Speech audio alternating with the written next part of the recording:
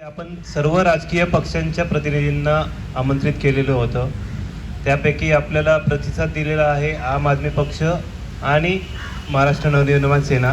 या दोन पक्षांनी आपल्याला प्रतिसाद दिला. त्यांचे प्रतिनिधी आपल्याबरोबर हजर आहेत. इतर राजकीय पक्षांचा काय प्रॉब्लेम असेल त्यांच्याजवळ आहे. त्यांनी आपल्याला कळवलं नाही की आम्हाला शक्य होणार नाही किंवा काय.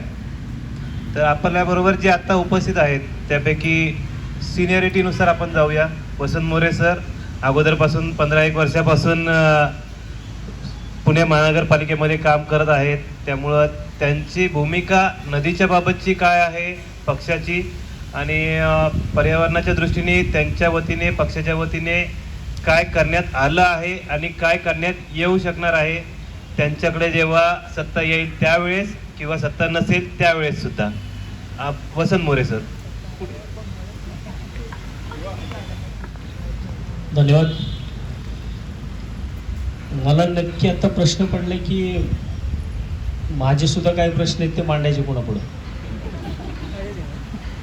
कारण मी सुद्धा येताना तुमच्यासारखाच खूप विचार करून आलो होतो की इथं महानगरपालिकेचे अधिकारी आले असतील, स्मार्ट सिटीवाले आले असतील आणि यांना सगळ्यांना आपण काहीतरी प्रश्न विचारू की बाबा नक्की मध्यंतरी जी काही आंदोलनं झाली, पुणेकर रस्त्यावरती उतरला, त्याच्यानंतर तुम्ही या विषयातनं नक्की बोध काय घेतला, तर तुम्ही आत्ता काम काय केलं.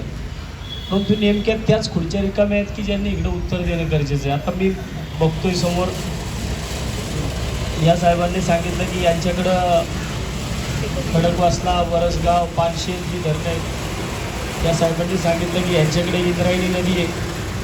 बाकीचे सगळे आपले प्रायव्हेटमधलेच आहेत. त्यांनी त्यांच्या भूमिका मांडल्या.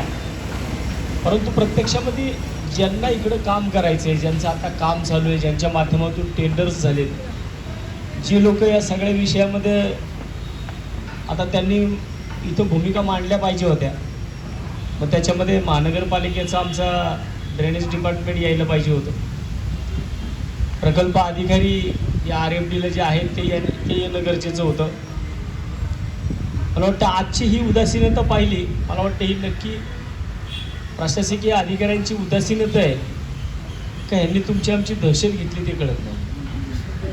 कारण तुम्ही ज्या पद्धतीने पुणे महानगरपालिकेच्या सभागृहामध्ये या सर्वांच्या विरोधामध्ये जी काही भूमिका तुम्ही सर्वांनी घेतली होती, मला वाटतं त्या दिवसापासूनच खऱ्या अर्थानं पुणे महानगरपालिकेचं प्रशासन घाबरलं आणि त्यांनी अशा प्रकारचं काम चालू केलं आहे.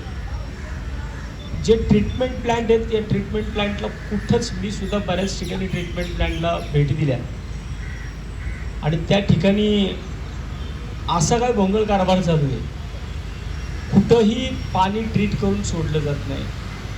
आणि मी विशेषतः ह्या सगळ्या विषयामध्ये सारंगी यादवडकर साहेबांना मी धन्यवाद देईन की यादवडकर साहेबांमुळं आम्हाला या नदी सुधार प्रकल्पांतर्गत आम्हाला लक्ष देण्याची संधी मिळाली. आम्हाला इथं नक्की नदीत काय चाललं आहे, विशेषतः आपण पाहतो त्यावेळेस टेकड्यांचा विषय निघाला, पहिल्यांदा आमच्या तळजाई टेकडीचा विषय निघाला. त्यावेळेससुद्धा मोठ्या प्रमाणात लोक जागृत झाली. कारण त्या टेकड्यांवरती अजून तरी आपण फिरायला जातो. थोडं काय आपल्याला टेकड्यांच्या बाबतीमध्ये कळालं की आपण लगेच त्याच्या बाबतीमध्ये आपल्याला जागरूकता येते, आपण तिकडं आंदोलनं करतो. सरकार असेल, प्रशासन असेल, त्यांच्या भूमिका लगेच काढत्या पायाच्या घेतात, ते मागे येतात. वेताळ टेकडीच्या बाबतीमध्ये तेच झालं. पण नदी सुधार प्रकल्पाच्या बाबतीमध्ये पहिल्यांदा असं झालं की 10,000च्या आसपास पब्लिक तिकडं आपल्या चिपको आंदोलनाला आला आणि तेव्हापासूनच खऱ्या अर्थानं याच्यामध्ये चांगल्या प्रकारचं काम झालं की जी झाडं तुटणार होती. आता आपण पाहतोय, मला वाटतं एवढे सगळे लोक इकडं बसतात, तुम्ही काय परिस्थिती होती इथं आता ह्या फरशांची काय परिस्थिती. जर 4:30 वाजता ही परिस्थिती असेल, 4:30 वाजता आपण बसलो इकडे, 4:30 वाजता सुद्धा चपला घेऊन खाली बसावं लागलं होतं. मग जर हे सगळं झालं, ही 6,400 झाडं जर तुटली त्या 3 स्टेजमधली, तर काय परिस्थिती पुढे होणार आहे. म्हणजे मला वाटतं की संध्याकाळी 6 वाजले तरी आपण घरातून बाहेर निघू शकणार नाही. इतकी भयावह परिस्थिती निर्माण होऊ शकते. आणि या सगळ्या विषयांना जर रिस्पॉन्सिबल लोक, मला वाटतं की मी आत्ताच सरांबरोबर बोललो की प्रशासकीय अधिकारी इकडे आणून बसवण्यापेक्षा नक्की या शहरामध्ये काम करणाऱ्या आमच्यासारख्या संघटनांना, पक्षांना यांना स्टेजवरती बोलवलं पाहिजे आणि त्यांना विचारलं पाहिजे तुम्हाला नक्की शहराचा विकास करायचा का वाटोळं करायचं हे तुम्ही एकदा क्लिअर करा. नुसती टेंडर लावायची, टेंडरमधनं काय असेल तो मलिदा खायचा, टेंडर संपलं, विषय संपला, तो विषय तिकडंच सोडायचा. म्हणजे नक्की आपल्याला मोजते का नाही कोण पुणेकरांना. जर आता मी यांना विचारलं की आपले संयोजक आहेत त्यांनी सांगितलं की सगळ्या पक्षांना पत्र दिलेत, पुणे शहरातल्या सगळ्या आमदारांना पत्र दिलीत. मग आमदारांना पत्र दिलीत, प्रत्येक पक्षाला पत्र दिलीत, मग त्यांना हा विषय महत्त्वाचा वाटला ना. मला वाटतं की या विषयामध्ये, या नदी सुधार प्रकल्पांतर्गत जर एक जरी पुणेकर तुम्हाला प्रश्न विचारत असेल तर त्या एका पुणेकराच्या प्रश्नाचं सुद्धा तुम्ही खंडन केलं पाहिजे. कारण तुम्ही निवडणुका आल्या की जे काय मध्यंतरीच्या कालावधीमध्ये आपण पाहिलं होतं, सगळ्या पुण्यामध्ये होल्डिंग्स लागल्या होत्या. तर प्रत्येक होल्डिंग्सवरती इतकी छान छान फोटो दिसत होते की अगदी मला तर स्वप्नच पडायला लागलं होतं की पुण्याची नदी आता अशी होणार. अरे वा, छान.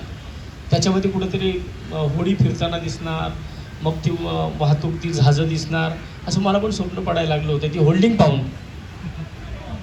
पण आज काय परिस्थिती, इथं आल्यानंतर न पाहिलं, ज्यावेळेस मी खरंच पर्यावरणवादी तुमच्यासारख्या लोकांना खरंच मनापासून धन्यवाद देईल की मी कात्रज तलावावरती सुद्धा काम केलं, परंतु ज्यावेळेस इथं तुमच्या लोकांमुळे आम्हाला ह्या नदी पात्रामध्ये सुद्धा येण्याची संधी मिळाली, तुम्ही ज्यावेळेस ही परिस्थिती समोर मांडली की पुढे जाऊन काय होणार आहे, 2, 5, 10 वर्षानंतर पुणे शहरात काय होणार आहे. ज्यावेळेस मी ते पूर आलेला माझ्याकडं आम्ही सरांनी आम्ही लाईव्ह केला, त्या टायमाला जे व्हिडिओ आमच्याकडे आले होते, ते पाणी जर ह्या पायऱ्यांपर्यंत पाणी होतं, आता जर अशा प्रकारचं काय केलं तर हे काय होऊ शकतं पुढं. म्हणजे याचा काय अभ्यास मला वाटतं की पुण्यासारख्या एवढ्या मेट्रो सिटीच्या महापौरांना सुद्धा काहीतरी वाटलं पाहिजे होते की ह्या गोष्टी त्यांच्या फेसबुकवरतून शेअर करताना, अशा प्रकारच्या गोष्टी तुम्ही फेसबुकवरनं शेअर करता की जे भविष्यात तिकडं नाशिकला काय झालं होतं. सन्माननीय राजसाहेब ठाकरेंनी तिकडं कुठेही 1 रुपया सुद्धा प्रशासनाचा खर्च घेतला न CSR फंडांमधून काम केलं होतं. परंतु गोदा पार्कला काय झालं, गोदा पार्कला ज्या टायमाला पूर आला त्या टायमाला गोदा पार्कचं काय राहिलं का. म्हणजे एवढी सगळी उदाहरणं समोर असताना सुद्धा परत आपण तेच करतोय. आता थोड्या वेळाने बघा, इथून आता एक मोठाच्या मोठा एक शूटिंग काढून ठेवलं आमच्या नेत्यांनी त्याचा. आता जी काय जलपर्णी अजून आला बघा एक मोठा, ही जलपर्णी काढायचं टेंडर आम्ही त्याची आत्ता माहिती घेतली आहे. एकच कंपनी गेल्या 4-5 वर्षापासून जलपर्णी काढायचं काम करते. का मला ते एवढे एक्सपर्ट आहेत का कळत नाहीत ते जलपर्णी काढण्यामध्ये. जलपर्णीचे मोठे हे काढायचे आणि तसेच सोडून द्यायचे. ते बघ समोर आला एक वाहत आता, म्हणजे हे वाहतूक होत नाही याची. या सगळ्या गोष्टी महानगरपालिकेच्या अधिकाऱ्यांच्या समोर मांडल्या तरी सुद्धा त्यांच्यावरती फक्त निलंबनाची कारवाई काही दिवसाकरता, ह्याच्याशिवाय कुठल्याही ठेकेदारावरती कारवाई होत नाही. काय नाही. मला वाटतं की आज जर इकडं स्मार्ट सिटीची लोकं थांबली पाहिजे होती, प्रकल्प अधिकारी या ठिकाणी यायला पाहिजे होते. मी मागं सुद्धा यादवडकर सरांना बोललो की आपण नदीपात्रात उतरलो. आपण पुणे महानगरपालिकेमध्ये या प्रशासनाचं आत्ता, कारण प्रशासन आहे आत्ता महानगरपालिकेमध्ये, आता कुठलाही नगरसेवक सक्रिय नाही ना कुठली पार्टी सक्रिय आहे. आता त्या ठिकाणी आहे ते प्रशासक बसलेलं आहे. या प्रशासकीय अधिकाऱ्यांना आता आपण पुढचा आपण जो काही नदीपात्रात शांततेच्या मार्गाने उतरलो होतो, मला वाटतं की आता इथून पुढं भविष्यामध्ये या शासकीय अधिकाऱ्यांना पुणे महानगरपालिकेची पायरी चढून दिली नाही पाहिजे. आपण जोपर्यंत ह्या गोष्टी आपण कळत नाही तोपर्यंत ते ह्या नदीपात्रात येणार नाही आहेत. कारण नुसत्या कागदावर बसून कागदावरती कोंबडे काढायचे, कागदावरती जर ह्या सगळ्या गोष्टी करायच्या तर मला वाटतं की आता कामं अशी होणार नाही आहेत. आपण जी ताकद नदीपात्रात दाखवली होती, नदी सुधार आपण जे चिपको आंदोलनाला उतरलो होतो, मी सरांना त्या दिवशी पण सांगितलं की आता आपण महानगरपालिकेला घेराव घातला पाहिजे. महानगरपालिकेला आपण मानवी साखळी तयार केली पाहिजे. तेवढी तर आपण करू शकतो. आपण आयुक्तांना आता दाखवलं पाहिजे की तुम्ही जे करताय ते चुकीचं करताय. आयुक्त आता 3 वर्ष झाले त्यांचे विनंत्या करून थांबलेले आहे तिकडं. मला वाटतं की 1-2 वर्ष ते निघून जातील, पण आपल्याला आम्ही इथंच आहे ना. आपल्याला तर आपले आयुष्य इथं काढायचे. प्रशासकीय अधिकारी आला की 3 वर्षामध्ये तो निघून जातो. पण आपण ह्या विषयावरती आम्ही लोकप्रतिनिधी, मला वाटतं की आज लोकप्रतिनिधीच येत नसेल, कदाचित मला असं वाटतं लोकप्रतिनिधींनी प्रशासकीय अधिकाऱ्यांना सांगितलं नसेल जाऊ नका, कारण आमचं पितळ उघडं पडत. कदाचित असं सुद्धा असू शकतं. त्यांनीच सांगितलं असेल तुम्ही कुणी जाऊ नका, आणि त्यातल्या त्यात आज शनिवार आहे. म्हणजे आपला दिवस चुकला का काय मला माहित नाही, कारण शनिवार रविवार म्हटलं की आता शुक्रवारीच सुट्टी होती हाफ डे मधनं. प्रशासनाने तर आपल्याला एकदम चांगला चान्स दिलेला आहे. शनिवार रविवार सुट्टी, शुक्रवारीच दुपारनंतर हाफ डे होतो. एखाद्या साईड व्हिजिटला गेलेला अधिकारी तिकडूनच गावाला निघून जातो, तो सोमवार दुपारनंतरच परत येतो. म्हणजे प्रशासनावरती कोणत्याही परिस्थितीमध्ये कुठल्याही सत्ताधाऱ्याचा असा वचक राहिलेला नाहीये. आपण, मला वाटतं नेक्स्ट टू घ्यायचा असेल ना, माझी संयोजकांना विनंती असेल की अशा पद्धतीने जर आपल्याला कार्यक्रम घ्यायचा असेल तो येरवड्याच्या कोपऱ्यात घेऊ नका, शनिवार वाड्यावरती घ्या. शनिवार वाड्यावरती या सगळ्यांना बोलवा, सगळ्या पक्षांना बोलवा. आता सगळे येतील पळत, सगळ्यांना तिथं बोलून आपण त्यांना प्रश्न विचारले पाहिजेत की तुम्हाला नक्की करायचं काय. जर प्रशासकीय अधिकारी तुमचं ऐकत नसतील, प्रशासन जर तुमचं ऐकत नसेल, तर तुम्हाला त्या ठिकाणी बसण्याचा अधिकार आहे का? 6-8 आमदार तर आता आपल्याकडे आहेत पुणे शहरामध्ये. त्या आमदारांना आपण जाब विचारू शकतो. आमदार जर या विषयामध्ये एनजीटीने एवढ्या मोठ्या प्रमाणामध्ये सांगितले की 6400 झाडांमधलं काय, मी सांगतो कुठल्या पक्षाने ह्या 6400 झाडांच्या बाबतीमध्ये सारांसर जो काय एनजीटीने आता आदेश दिला, याच्यामध्ये कुठल्या पक्षाने रिप्लाय दिला? मी फक्त स्वतःच्या फेसबुकवरती एक पोस्ट टाकली आणि फेसबुकवरती मी आवाहन केलंय, जर इथून पुढं या नदीपात्रामध्ये एनजीटीने दिलेल्या आदेशानंतर 6400 झाडं काय, 6400 झाडांपैकी एका झाडाची फांदी जरी तोडली तरी त्या झाडाला बांधून मारू म्हणून. हे मी तिकडं, मी स्वतःच्या फेसबुकवरती मी ही पोस्ट टाकली आहे. हे झाड तर तोडलं, लांबत राहिलं, झाडाची फांदी तोडली तरी तो ठेकेदार आणि तो अधिकारी त्या झाडाला बांधून मारला पाहिजे. आणि मला वाटतं की जर असं काय होत असेल तर मला फक्त व्हिडिओ पाठवा, नाही केलं तर पुणेकर म्हणून नाव सांगणार नाही. कोणत्याही परिस्थितीमध्ये आतापर्यंत याच सामाजिक कामामध्ये, याच अशा विषयामध्ये माझ्यावरती आतापर्यंत 11 गुन्हे दाखल आहेत. राजकीय गुन्हे माझ्यावरती, सगळे आंदोलनाचे गुन्हे दाखल आहेत.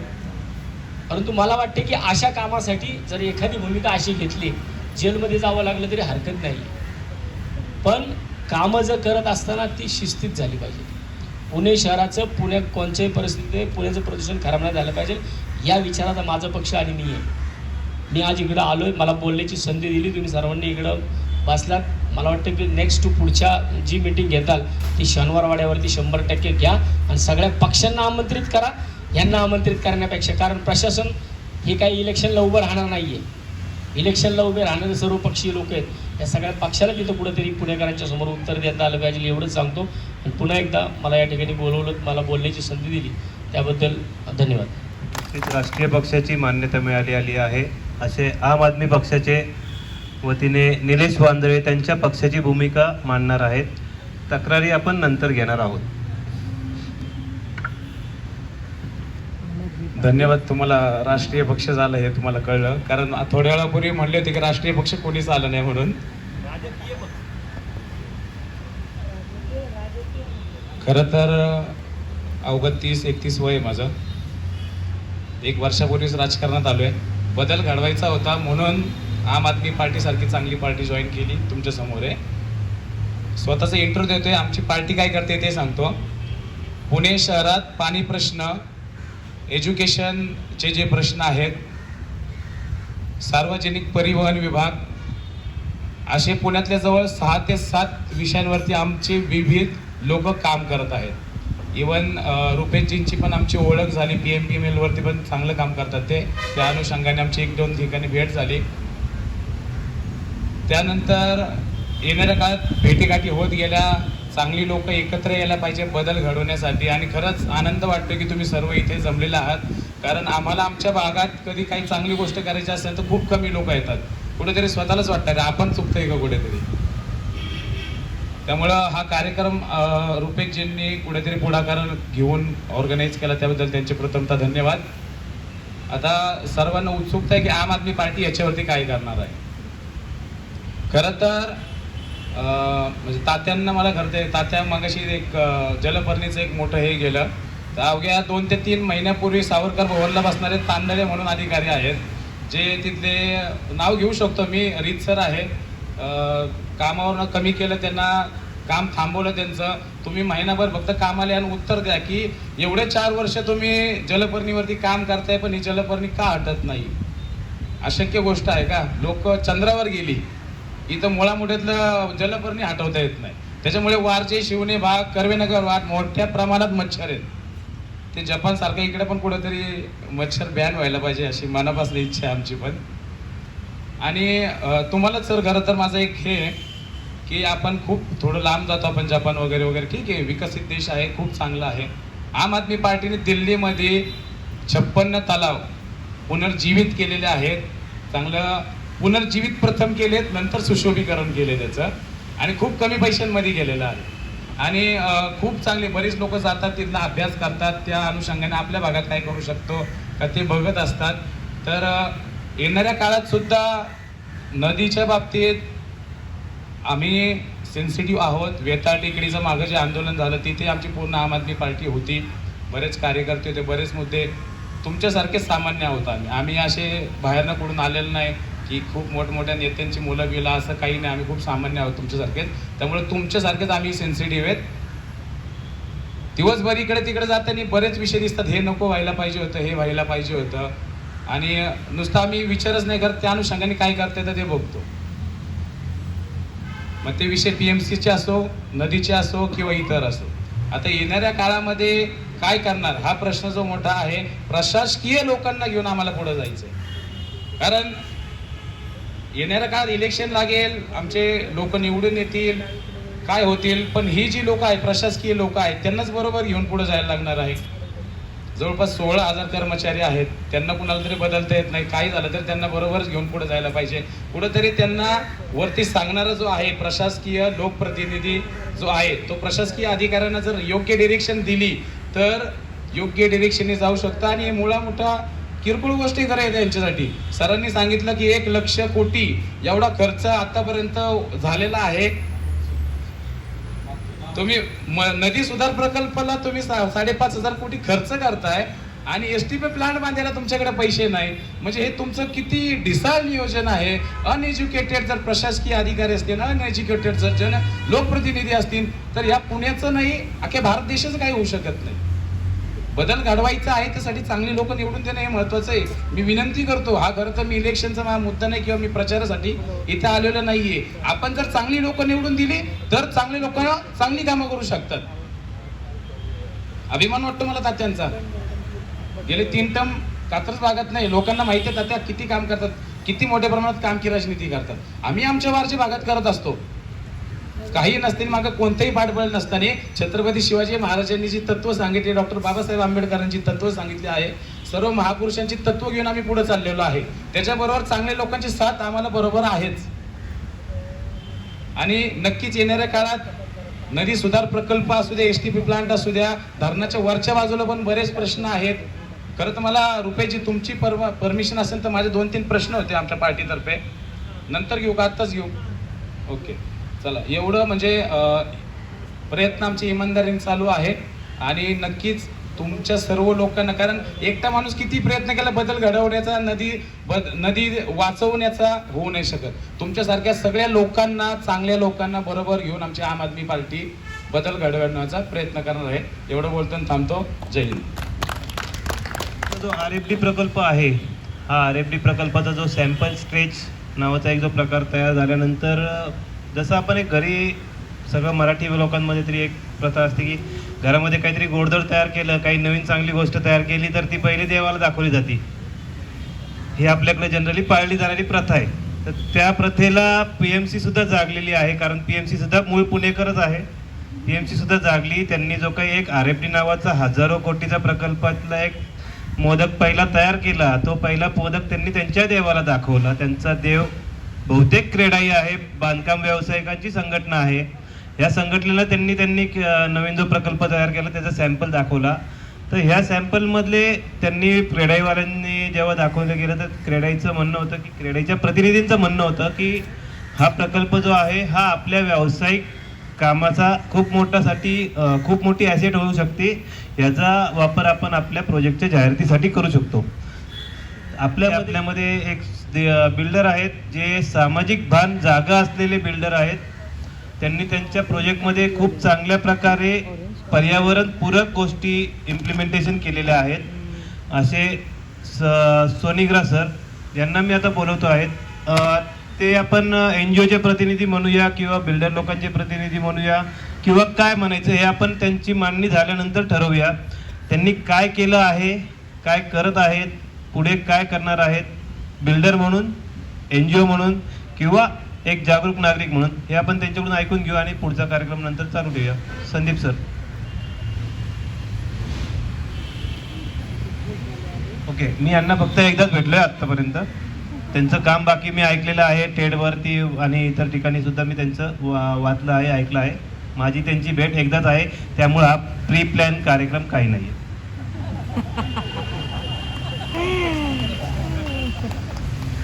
धन्यवाद. मी संदीप सोनिग्रा, ऑरेंज काउंटी या नावाने माझं पुण्यामध्ये बांधकाम व्यवसायाचं काम चालतं. बरंचसं पाषाणी या भागामध्ये काही प्रोजेक्ट केलेले आहेत. त्याच्यानंतर पुण्याच्या आसपास पण काही इतर भागातही काही प्रकल्प केलेले आहेत. करत असताना गेली 17-18 वर्ष थोडेसे एक्सपेरिमेंट प्रयोग करत आम्ही एक पर्यावरणपूरक बांधकाम ही संकल्पना घेऊन थोडंफार काहीतरी वेगळं करण्याचा प्रयत्न करत आहोत. मी माझं इंट्रोडक्शन करून देताना नॉर्मली जे मगाशी यांनी स्टेटमेंट सांगितलं त्यालाच कंटिन्युएशनमध्ये सांगायचं झालं तर सगळ्यांच्या मनामध्ये नॉर्मली बिल्डर म्हटलं की चुना लावणं हा एक भाग येतोच. आम्हीही चुना लावतो. चुना अशा अर्थाने लावतो की मी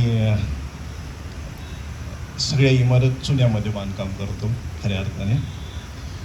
सो भारतामधलं किंवा कदाचित जगातलं हे एकमेव उदाहरण असेल की we do entire construction in a lime. So चुना खऱ्या अर्थाने लावतो. त्याचा फायदा पर्यावरणाला असा होतो की चुन्याचा chemical formula CaOH2 calcium hydroxide आहे. ते एकमेव कन्स्ट्रक्शन इंडस्ट्रीमधलं मटेरियल जे आहे ते जे कार्बन डायऑक्साईड शोषून घेतं. So CaOH2 plus CO2 become CaCO3 calcium carbonate चुनखडक होतो आणि तो चुनखडक मग कितीही वर्ष, शेकडो वर्ष टिकू शकतो. अगदी आपलं शिवाजी महाराजांचं किल्ल्याचं उदाहरण जरी घेतलं, आज सिंधुदुर्ग 400 वर्षाच्या वरती झालं. जॉईंट चुन्यामध्ये केलेले आजही टिकून आहेत, दगड झिजलेला आहे. सो हे एक उदाहरण म्हणून सांगितलं की आम्ही काय करतो. अनेक अशा गोष्टी वेगळ्या पद्धतीने करतो. त्याच्यातून दुसरं महत्त्वाचं म्हणजे आम्ही आमचं सर्व जे काही बांधलेले अपार्टमेंट आहेत त्यातली प्रत्येक गोष्ट सोलरवरती चालवण्याचा प्रयत्न करतो. घरामध्ये light, fan, TV, computer, fridge, lift, everything running on solar energy.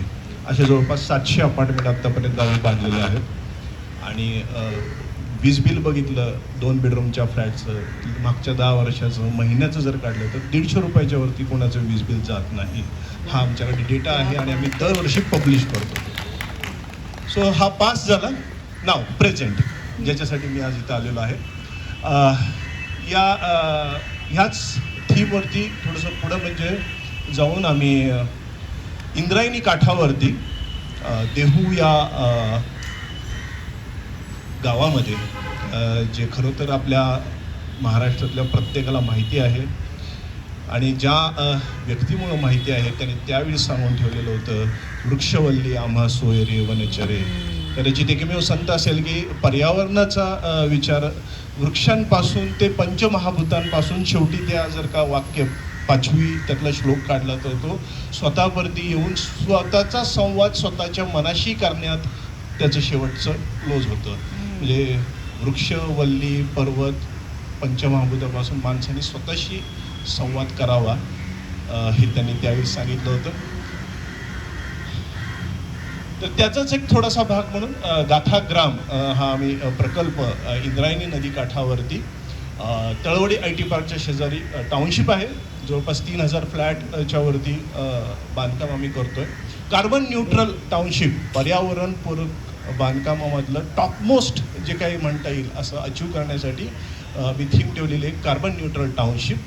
Carbon neutral township normally जर बघितलं तर आपल्या कुठल्याही कामाचा पर्यावरणावरती होणारा जो परिणाम आहे तो कार्बन फुटप्रिंट या शब्दाने ओळखला जातो. म्हणजे आता आम्ही एक बिल्डिंग बांधली, आम्ही सिमेंट वापरलं, स्टील वापरलं, अनेक ठिकाणांना मटेरियल आणली, त्या मटेरियलपासून ते सर्व जे काही मनुष्यबळ लागलं त्या सगळ्यांचा पर्यावरणावरती झालेला परिणाम एक कार्बन फुटप्रिंट. तर याचं पहिलं कॅल्क्युलेशन आम्ही पाषाणच्या आमच्या एका प्रोजेक्टमध्ये केलं होतं की एक स्टँड अलोन बिल्डिंग जी 36 फ्लॅटची होती तर त्याचा कार्बन फुटप्रिंट किती होतो तर साधारणपणे 1900 टन CO2 इक्विव्हॅलंट असं त्याला म्हणलं. अगदी साध्या सोप्या भाषेत 1900 झाडं कट झाली एका बिल्डिंग बांधण्यासाठी 30,000 फुटासाठी. असं ते एक आपल्याला मोजमाप करण्याच्या दृष्टीने म्हटलं तर आहे. एवढी मोठी टाउनशिप करणार म्हणजे तर कितीतरी पटीने त्याच्या हे होतं. तर साधारणपणे 1,60,000 टन CO2 इक्विव्हॅलंट म्हणजे 1,60,000 झाडं कट करावं लागतील जर मला ही टाउनशिप करायची असेल तर. हा त्याला कार्बन फुटप्रिंट म्हटलं. सो गेली 5 वर्ष आम्ही अजूनही काम 1 इंचही सुरुवात केलेलं नाही आहे. आत्ता ह्या ऑगस्टमध्ये मी सुरुवात करू. ते काम सुरू करण्यापूर्वी आम्ही 2 लाख झाडं लावली. 2 लाख झाडं लावून ती पूर्ण वाचवली आणि ती आता 8 ते 10 फूट झाडं कंप्लीट झालेली आहेत. 70 एकरवरती पूर्ण हे जंगल तयार केलं इंद्रायणी काठावरती. आणि इंद्रायणी नदी येणाऱ्या मधले मेजर 3 स्ट्रीम्स जे आहेत ते ह्या जंगलामधनं जातात आणि ते त्या झाडांमधून जाऊन त्यांच्या तो प्रवाह जो काय आहे ती अशा पद्धतीची झाडं आहेत की त्याच्यातनं जे काही कारण अशा प्रकारे घाण नदीमध्ये तिथेही येत आहे पण एवढी नाही आहे. सुदैवानं अजून देहूमध्ये तेवढ्या मोठ्या प्रमाणावरती घाण झालेली नाही आहे. बाकी पुढं आले की ते गटरच होतं इंद्रायणी. तुम्ही तळवडेच्या खाली गेलात की अजूनही देहूपर्यंत बऱ्यापैकी शुद्ध आहे. तर ते शुद्ध होईल अशा प्रकारे त्या सर्व स्ट्रीम्समध्ये हे झाडांचं अतिशय घनदाट जंगल असं तयार केलेलं आहे. आणि त्या जंगलामधून मग पाणी येऊन ते नदीला मिळतं. असा हा प्रोजेक्ट पूर्ण करून गेली 5 वर्ष टिकून आता आम्ही बांधकाम सुरू करत आहोत. अशा पद्धतीचा थोडासा वेगळा विचार करून तो न बोलता किंवा न कुठं गाजावाजा करता तो प्रत्यक्ष साकारलेला आहे. आणि मग आता आम्ही तो सगळ्यांना की तुम्ही या आणि बघा की आम्ही काय करतोय. कारण त्याच्यासोबतच मला जवळपास 1 किलोमीटरचं नदीचा फ्रंटेज आहे, रिव्हर फ्रंट आहे. आणि तो अतिशय वेगळ्या पद्धतीने परत आम्ही डेव्हलप करतोय की हेच नुसतंच आता इथं जसं बघितलं अशा अनेक उदाहरणं आहेत जगामध्ये की जे नॉर्मली बांधकाम या स्वरूपामध्ये नदीचा सुधार केला जातो पण तशा कुठल्याही पद्धतीने न करता आम्ही तो वेगळ्या पद्धतीने करतोय. आणि तो साधारणपणे आजपासून 6 महिन्यामध्ये बघायला आम्ही ओपन करू. हे सगळं करण्यासाठी आमच्या सुदैवाने टीममध्ये अतिशय 2-3 दिग्गज लोक आहेत ज्यांच्यामुळे मी हे करू शकलो. त्यातले एक गोपटे सर म्हणून आहेत ज्यांनी भारतातलं पहिलं बायोडायव्हर्सिटी पार्क दिल्लीमध्ये केलं. यमुना आणि अरवली अशा नावाचे 2 बायोडायव्हर्सिटी पार्क तयार केले ते गोपटे सर. दुसरे शिवाजी युनिव्हर्सिटीचे बॉटनी डिपार्टमेंटचे हेड होते प्रोफेसर यादव सर ते आणि रघुनाथ ढोले अशा 3 व्यक्तींनी येऊन इथं आम्हाला गाईड करून आम्ही हे प्रकल्प करत आहोत. एवढंच आत्ता सांगण्यासाठी माझ्या दृष्टीने आहे. बाकी बरंचसं करत आहोत. ज्या दिवशी होईल त्या दिवशी परत जाऊ. जर कधी तुम्ही आलात देहू इंद्रायणी त्या इथे तर जरूर या बघायला. इथे काहीतरी करा ना. ये मेरा राइट बट अभी कोई यहाँ मेरा प्रकल्प भी वैसा नहीं है and I do not have any authority. Whatever authority I have I am executing wherever possible.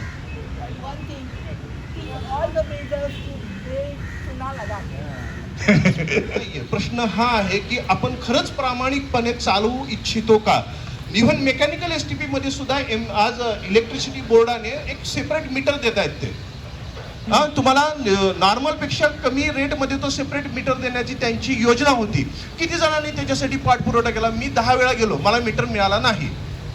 पण असे जोपर्यंत तुम्ही 100-50 जण जात नाही आणि जोपर्यंत तो मीटर प्रत्यक्ष सोसायटीना येत नाही तोपर्यंत कोणी STP चालवत नाही. मी STP त्याच्या पलीकडे सोलरवरती चालवण्याचा प्रयत्न केला, अख्खे STP, परंतु त्याचं केमिकल आणि त्याच्या शेवटी येणारं प्लास्टिक याच्यामुळे तो बंद ठेवावा लागतो. काहीच थोड्या प्रमाणात होतं. ज्यावेळेस उन्हाळा आता सुरू झाला, आता पाण्याचा प्रॉब्लेम सुरू झाला, आता सोसायटी जागे होतात, लगेच ऑन केला जातो. पावसाळा आला, बंद केला जातो. आपल्या मनाशी आपण जोपर्यंत प्रामाणिक असणार नाही तोपर्यंत आपल्याला दुसऱ्याला प्रश्न विचारण्याचा हक्क नाही. आजचं चर्चासत्र घेण्याच्या उद्देशाबरोबर अजून एक भूमिका पण होती त्यामध्ये, की सर्व अधिकाऱ्यांची म्हणजे प्रशासकीय पातळीवरची भूमिका आपल्याला समजावी. त्याचबरोबर शासन आपल्यावर जे काही आपल्याला देतंय त्याच्या व्यतिरिक्त मार्केटमध्ये म्हणजे मी व्यवसाय घेत होता, बाजारात काय चाललं हे आपल्याला माहिती व्हावं. त्याचबरोबर पक्षांची भूमिका मग समजून घेणं हा पण एक त्यातला पार्ट होता. त्याच्या व्यतिरिक्त जे कोणी यातले आपल्याला वाटते की बेनिफिशरी आहेत, त्यामध्ये काही असे प्रामाणिक बेनिफिशरी सुद्धा आहेत की जे पर्यावरणाचा विचार करून काम करतात. जसं के नाग आपण बोललो, त्यांच्याकडे अल्टरनेट सोल्युशन आहे STP प्लांटसाठी. सरांनी आता बहुतेक सांगितलं का नाही तर मी ऐकलं नाही, तर त्यांच्या जे प्लॅन्टमध्ये प्रोजेक्टमध्ये त्यांनी सांगितलं की चुना लावला आहे. त्या चुन्याबरोबरच त्यांनी अजून एक प्रकल्प केला आहे, त्यांनी नॅचरल STP बनवलं आहे. त्याला काय बोलतात, त्याबद्दल थोडंसं सांगावं. कारण आपल्या सर्व जे आता चर्चा झाली ती STP बद्दल चालू आहे. STP या विषयावरती मी आता खास बोलतो. Let us discuss. कुठलाही STP अख्ख्या भारतातलं घ्या किंवा पुण्यातले घ्या, 15% वरती जनरली इफिशियन्सीने चालत नाही असा शासनाचा म्हणजे हे आहे. म्हणजे कुठलाही STP घेतला तरी तो चालत नाही, चालवला जात नाही फॉर व्हॉट्स एव्हर रिझन. शासन नंतर आपण सगळे जर का कॉमन बरेचशा सोसायट्यांमध्ये राहणारे लोक आहोत. अतिशय दुर्दैवानं ॲज अ बिल्डर म्हणून आलेला अनुभव असा आहे की गप्पा मारण्यामध्ये जो क्लास आपला हा सगळा आपण पुढं आहोत, प्रत्यक्ष ज्यावेळेस करायचं काम येतं, स्वतःवरती ज्यावेळेस STP चालवायची वेळ येते, STP हा बाजूला ठेवला जातो आणि डायरेक्ट पाणी हे नदीमध्ये सोडलं जातं. हे आपल्यापासून सुरू होतं. जर तुम्ही सर्वसामान्य लोक, आपण पहिले आपल्याबद्दल प्रामाणिक असू तर आपण कुणाला तरी विचारू शकतो ना. पहिला हा माझा अनुभव आहे की पुण्यामध्ये बिल्डरांनी दिलेले STP सोसायट्या नंतर बंद करून ठेवतात आणि पाणी हे सरळ फेकलं जातं बाहेर. का? कधी विचार केलाय का? दोनच गोष्टीसाठी. जे सोसायटीचे चेअरमन सेक्रेटरी असतात त्यांना असं दाखवा वाटतं की मी सोसायटीचा जो खर्च आहे मेंटेनन्सचा तो कमी करत आहे. आणि काय कोण विचारते आपल्याला? कोणी विचारत नाही. आला कोणी तर त्याला काय 1-2-5 हजार रुपयाचं पॅकेट दिलं की संपला विषय. कचरा आणि STP या विषयावरती इतका वाईट अनुभव आहे.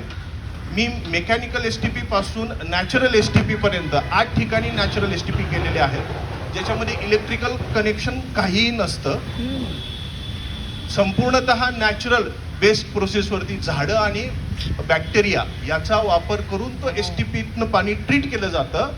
परंतु ते ट्रीट केल्यानंतर जे पाण्याची क्वालिटी बाहेर येते, नॉर्मली पिवळं पाणी येतं, थोडासा वास येतो.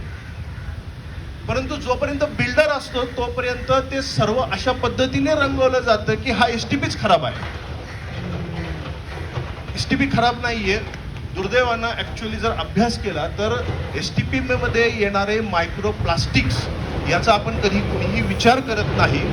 आपण आपल्या टॉयलेटमधनं जे काही त्या STP मध्ये प्लास्टिक जातं वेगवेगळ्या प्रकारे, त्याच्यामुळे तो मेकॅनिकल STP असू दे किंवा नॅचरल STP असू दे, हा कधीही फंक्शन होऊ शकत नाही. कारण त्या बॅक्टेरियासाठी त्याला जे काही दर 15 दिवसांनी, कारण त्याच्यामध्ये बॅक्टेरिया आहे, त्याला फूड लागतं. ते विशिष्ट प्रमाणावरती राहिलं तर ते बॅक्टेरिया चांगल्या पद्धतीने काम करू शकतात आणि तर ते पाणी ट्रीट होऊन चांगल्या पद्धतीने बाहेर पडतं. दुर्दैवानं अतिशय घाण प्रकार म्हणजे बोलू नये, परंतु कॉन्डोम्स इतक्या मोठ्या प्रमाणावरती पाण्यामध्ये येतात आणि त्याच्यामुळे संपूर्ण त्या STPचा सत्यानाश होतो. हे आलेला अनुभव आहे. गेली 7-8 वर्ष मी अतिशय वेगवेगळ्या पद्धतीच्या STP वरती काम करतो, परंतु त्यातला बेसिक प्रॉब्लेम जोपर्यंत ॲज अ कॉमन सिटीजन आपण समजून घेऊ शकत नाही तोपर्यंत या STPला सोल्युशन नाही. कोणी कितीही लावले तरी सुद्धा पाणी ट्रीट होणार नाही. ते पाणी तसंच बाहेर फेकलं जाणार आहे. आपल्या सवयी बदलणं आणि STP बद्दल पहिल्यांदा आपण जागरूक होणं आणि मग कॉर्पोरेशनला विचारणं ही पहिले आपल्यावरती. आणि हे जर असेल तरच पुढचं शक्य आहे. आपण प्रत्येकजण सोसायट्यांमध्ये राहतो. 80 फ्लॅटच्या किंवा 100 फ्लॅटच्या वरती सोसायटी असली की STP कंपल्सरी आहे. किती STP चालवले जातात तुम्ही तुमचं प्रत्येकजण विचारून बघा. आपण असलेल्या एरियामध्ये किती STP चालतात आणि किती बंद पडलेल्या आहेत. ही फॅक्ट आहे. तुम्ही कुठेही याच्यापेक्षा जर का काही वेगळं सोल्युशन असेल तर मला सांगू शकता. अनेक पद्धतीने मी प्रयत्न करतोय, परंतु शेवटी दोघं सोसायटीचे चेअरमन आणि सेक्रेटरी हे अत्यंत नालायक मनुष्य तिथं असतात असं माझं एक जनरल मत झालेलं आहे. कारण त्यांना काहीही काम नसतं आणि ते 4 जण 5 जण अख्ख्या 400 जणांच्या सोसायटीला 500 जणांच्या सोसायटीला अक्षरशः वेटीस धरतात. आणि त्याच्यामुळे परंतु जो मनुष्य कॉमन मनुष्य त्याला काही घेणं नाहीये. STP चालला का नाही चालला कुणीही काही विचारत नाही. मुळामुठ्यामध्ये आज आपण इथं जमलेलो आहोत. किती जण आहोत? 150-200 जण. पुण्यामध्ये 40 लाख लोक आहेत. आले कोणी इथं जास्त? पुण्याचं काय? नदी चालली काय? तिला गटर झाली काय? कॉमन मनुष्य जो कोणी पथारीवाला बाहेर आहे तो आला काय इथं? त्याला त्याचं स्टेक होल्डर बनवायला पाहिजे ना. जोपर्यंत तुम्ही सर्वसामान्य मनुष्याला स्टेक होल्डर बनवणार नाहीये तोपर्यंत रिझल्ट येणार नाहीये. असंच सोसायट्यांचं होतं. सोसायट्यांमध्ये सुद्धा सर्वसामान्य जो प्रत्येक मनुष्य आहे तो जोपर्यंत STP मध्ये स्टेक होल्डर होणार नाहीये तोपर्यंत STP काहीही चालवला जाणार नाहीये. धन्यवाद.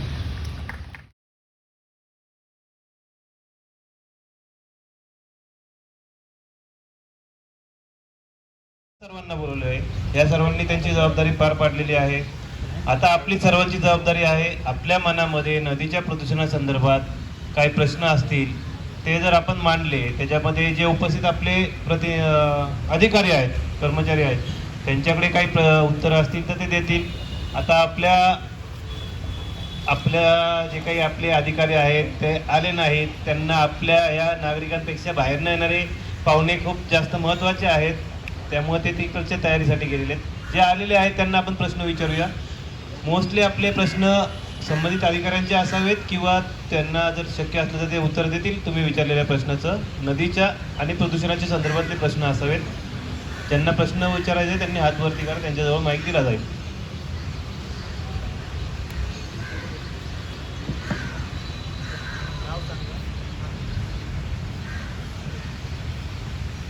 माझं नाव रवींद्र गांधी.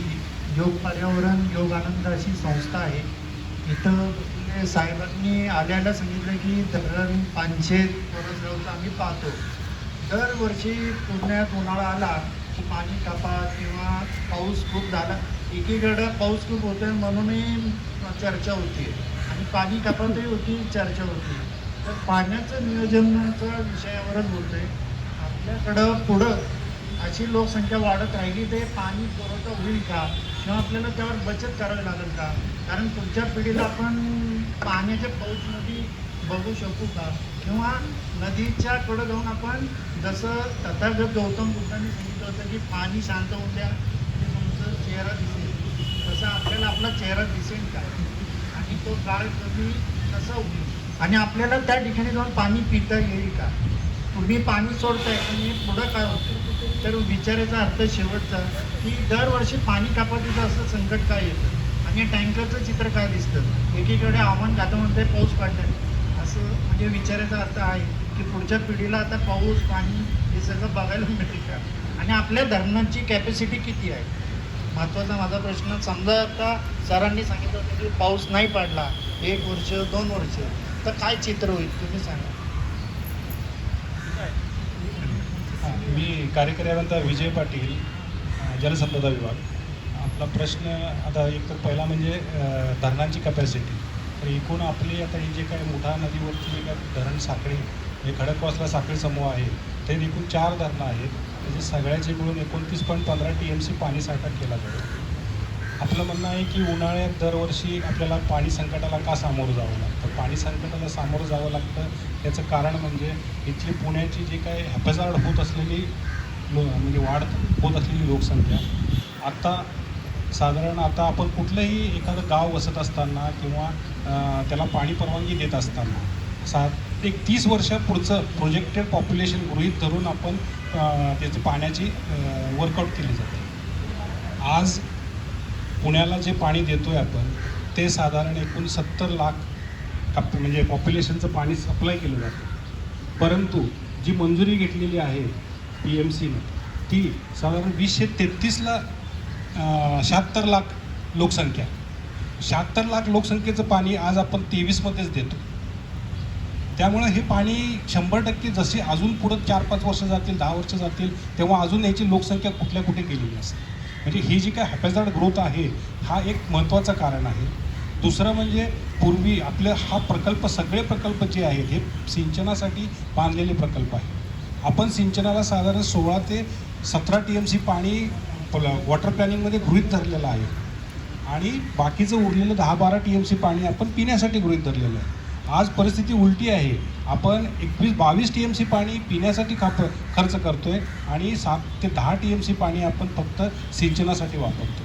म्हणजे बांधलाय प्रकल्प सिंचनासाठी, परंतु तो आता त्याचा पाणी वापर सगळा प्यायसाठी चाललेला आहे. ठीक आहे, फर्स्ट ड्रिंकिंग हे पहिलं प्राधान्याचं हे असल्यामुळं तिकडं पाणी आपल्याला देणं गरजेचं आहे.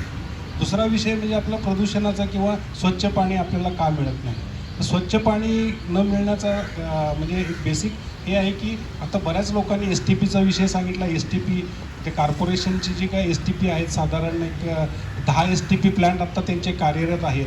त्याची साधारण 556 MLD कपॅसिटी आहे.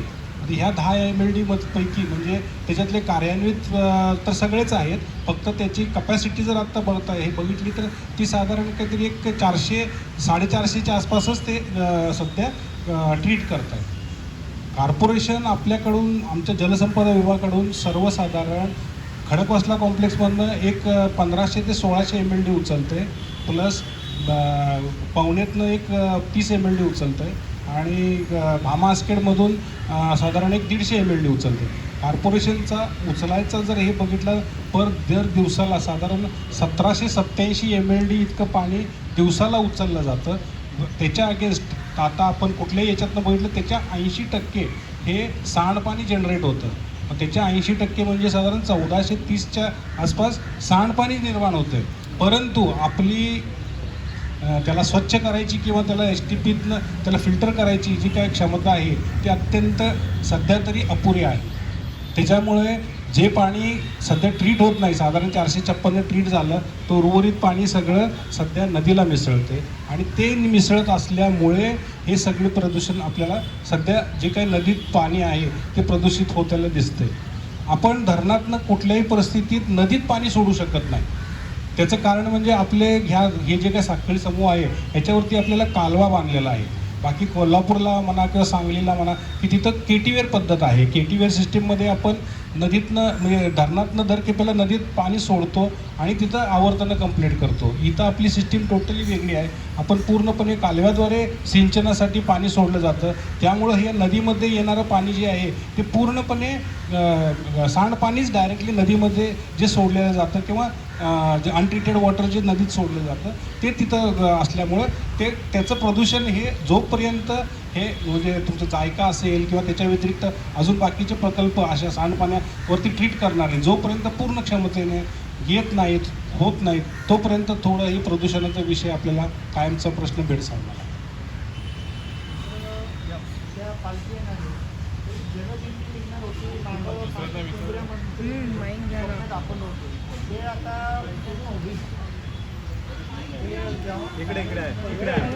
जलदिंडी कुठून कुठे निघणार होती?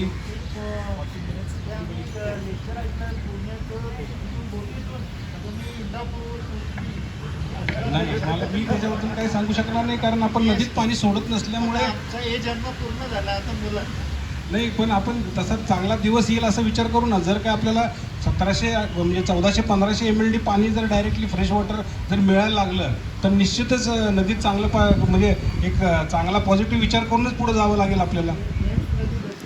तसं फक्त त्याला आपल्यासारख्या नागरिकांची आणि चांगल्या अधिकाऱ्यांची ते दोघांची हाताला हात धरून काम केलं तर होऊ शकेल. नमस्कार, माझं नाव दामिनी महाजन. मला खडकवासला धरण पाणी प्रदूषण या विषयावर बोलायचं आहे. कोणाला विचारू प्रश्न? या प्रदूषणाचा विषय तुम्ही मलाच विचारा. आता MPCBचं आणि बाकीचं तर प्रदूषण कोण नाही आहे. मग तुम्ही मला 71,062 रुपये देणे आहात. कारण 2 महिन्यापूर्वी मी एका शनिवारी सिंहगडावर गेलेले. तिथं पिठलं भाकरी, दही, ताक हे सगळं खाल्लं. खाली आले, खडकवासलाच्या इथं जे खाऊ गल्ली आहे तिथं नीरा वगैरे प्यायले, लिंबू सरबत परत झालं. दुसऱ्या दिवशी रविवारी मी FC रोडवरच्या रेस्टॉरंटमध्ये गेले आणि त्यानंतर मला एका आठवड्यानंतर ताप सुरू झाला, जो 23 दिवस ताप होता आणि मला पॅराटायफॉइड झालेला बिकॉज ऑफ कंटॅमिनेटेड वॉटर. तर यावर तुमचं काय म्हणणं आहे? अँड या you owe me 71,062 rupees for that. आता माझं व्हेरी गुड. माझं एक म्हणणं आहे की तुम्ही आता एक्झॅक्टली खडकवासला धरणातलं पाणी प्यालात का आणि बाकी बाहेरचं कुठलं बिस्लरीचं पाणी प्रदूषणामध्ये प्यालात कुठे हा येतं? प्रश्न. अख्ख्या पुण्याला खडकवासलामधूनच पाणी जातं ना, Exactly. तर दुसरीकडे कुठे? कुठे? पुण्याला फर्ग्युसन पुण्याला मध्ये अख्ख्या गेली. खडकवासला धरणातनंच पाणी जातं, पण तुम्ही खडकवासलाच्या अपस्ट्रीम साईडला तुम्ही गेला होता. तुम्ही FC रोडच्या FC रोडच्या रेस्टॉरंटमध्ये पाणी, आता तो ठीक आहे, हा काय वादाचा विषय नाही आहे. आपल्याला म्हणजे रेस्टॉरंटमध्ये चांगलंच पाणी मिळतं असं माझी तरी धारणा आहे. का आता त्याच्यात काय कोण आजारी पडलेला असेल तर त्याला आपण काहीच करू शकणार नाही. नाही बरोबर आहे, पण तो ऐकू ना. गिव्ह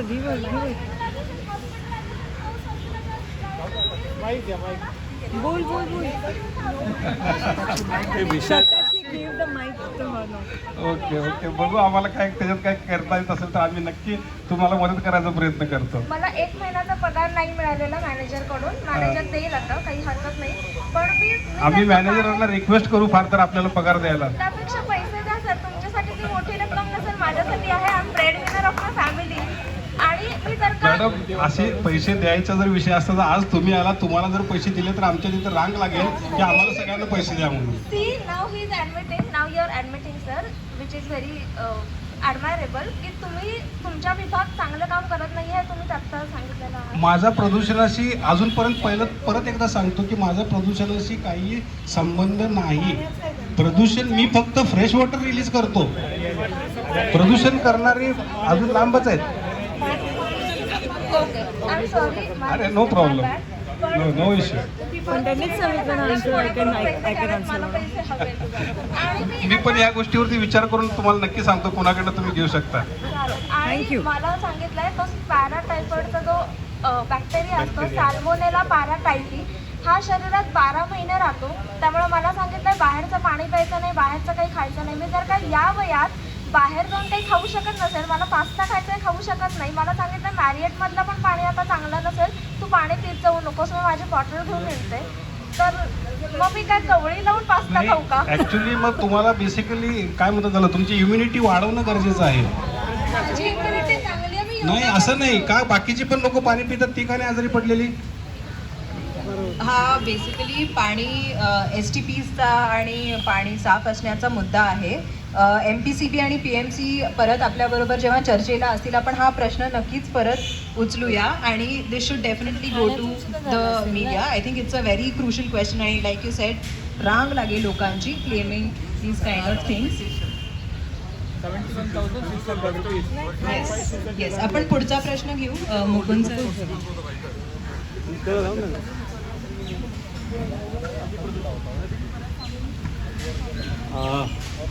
बरेचसे अधिकारी नाही आहेत,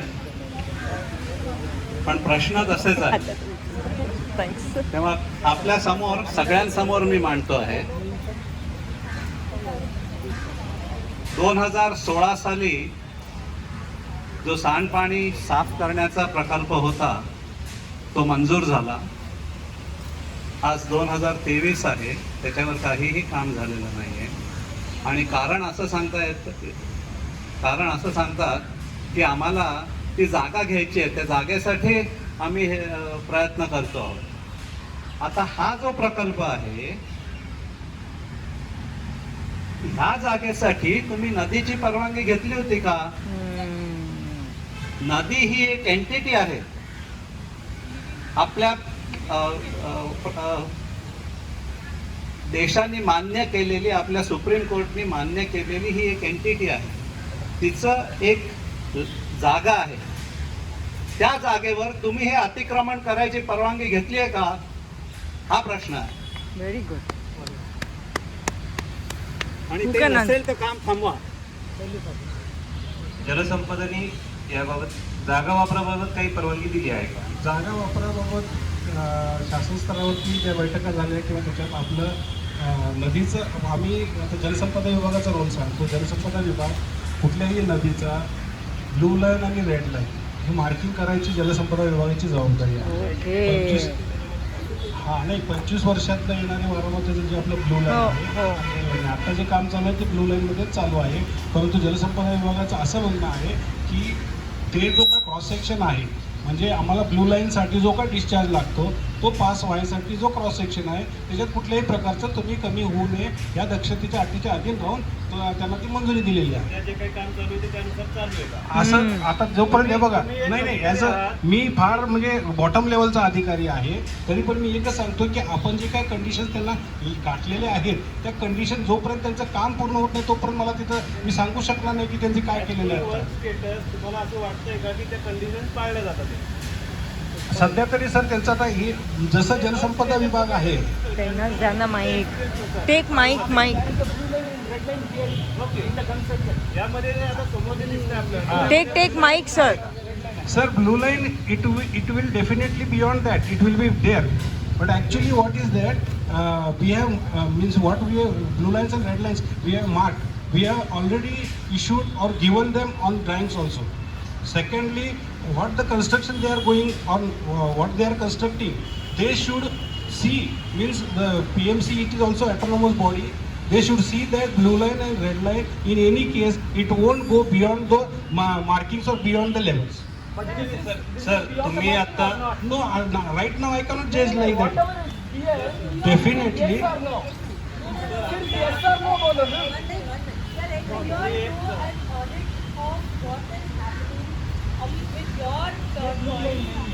Madam, definitely we are not doing any audit because the PMC, it is a different identity.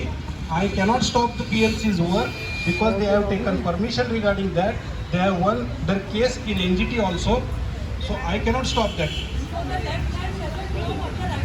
No problem, you can say like that. ए माईक घे ना. माईक नाही माईक चालत नाही? चालतोय की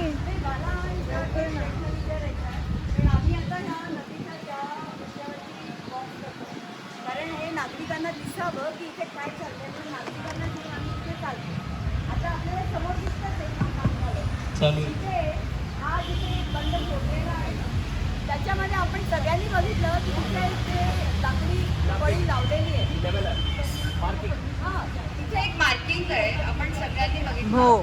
जितक्या बॉक्सला आपण गेलो तिथे आपण सगळ्यांना दाखवलं की तिथे ते कसं मार्किंग आहे. Correct. आणि आता ते कसं खड्ड्यात खाली म्हणजे खड्डा बुजवून काढल्यामुळे ते आता एवढा फरक दिसतोय त्याचा ना. तर त्याच्यामध्ये आता हा एवढा भाग दिसतोय त्या तिथे ती लाल लाईन दिसते. आणि जेव्हा आपण आधी गेलो होतो जेव्हा ती खोलपर्यंत दिसत होती ना तेव्हा त्याची निळी लाईन तिथे दिसत होती. आता दिसेना झाली. पण आहे त्याच्यात लाल आणि निळं असं पण मार्क केलंय. तर आता हे कुठे जाणार? म्हणजे हे आता ब्ल्यू लाईन मध्ये चाललं हे तर सरांनी सांगितलंच आहे त्याच्यात काही वाद नाही. पण मला तुम्हाला एक प्रश्न विचारायचा आहे की हे जे ह्या लाईनला धरून आम्हाला दिसलं आहे निरीक्षण केलंय आता हे तुमच्यासमोर आम्ही कसं आणायचं ह्याच्यासाठी काय आमच्याकडे मार्ग आहे तो तुम्ही आम्हाला सांगा. कारण कॉर्पोरेशनला तुम्ही म्हटलं तसं त्यांचं ते काम करतायत त्याच्यात तुमच्याकडे ऑफिशियली काही माहिती येत नाहीये म्हणजे आत्ता काम चालू झाल्यावर. पण मी तुम्हाला आत्ता आमच्या सगळ्यांच्या तर्फे सांगते की तिथे ते ऑफिशियली आम्हाला दिसतंय डोळ्यांनी दिसतंय ते ऑफिशियली.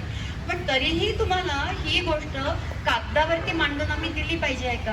आणि त्याचं तसं काही द्यायचं असेल तर तुम्ही प्लीज आम्हाला सांगा की आम्ही हे कसं द्यावं. प्रश्नाचं प्लीज या उत्तर द्या आम्हाला. तुम्ही एक एक्सपिरियन्स पर्सन आहात. तुम्ही त्या क्षेत्रामध्ये काम करतात वर्षानुवर्ष. तुम्ही त्याचा अभ्यास सुद्धा केलेला आहे. तुम्ही परमिशन तुमच्या वरिष्ठांनी दिलेली आहे. तुम्ही जेव्हा आता या परिसरातनं येता जाता तुम्ही पुण्यात राहता तर तुम्हाला हे जे काही दिसत आहे तर ते तुम्हाला असं वाटतंय का की ते तुमचे जे काही क्रायटेरिया आहे ब्लू लाईन रेड लाईन वगैरे वगैरे तर त्याच्यामध्ये हे चालू आहे का? तुमच्या परमिशननुसार काम झाल्यानंतर त्याचं ऑडिट होईल वगैरे वगैरे ठीक आहे. पण आत्ता हे त्यानुसार चालू आहे का आणि हे सेफ राहील? सर आपला 18चा जो GR आहे तो जलसंपदा विभागाला च्या जबाबदाऱ्या काय आहेत त्याच्यात असं म्हटलेलं आहे की जलसंपदा विभागाने निळी आणि तांबडी रेषा मार्क करून स्वायत्त संस्था ज्या कोण असतील त्यांना मार्क करून द्यावे आणि त्या फॉलो करायची जबाबदारी त्यांची आहे.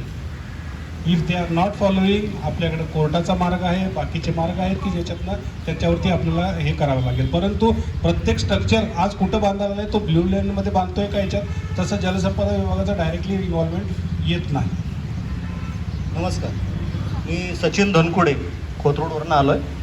सर, आत्ता मला एक प्रश्न पडलेला आहे की आत्ता जे चालू आहे ती भराई चालू आहे की सुशोभीकरण चालू आहे नदीमध्ये?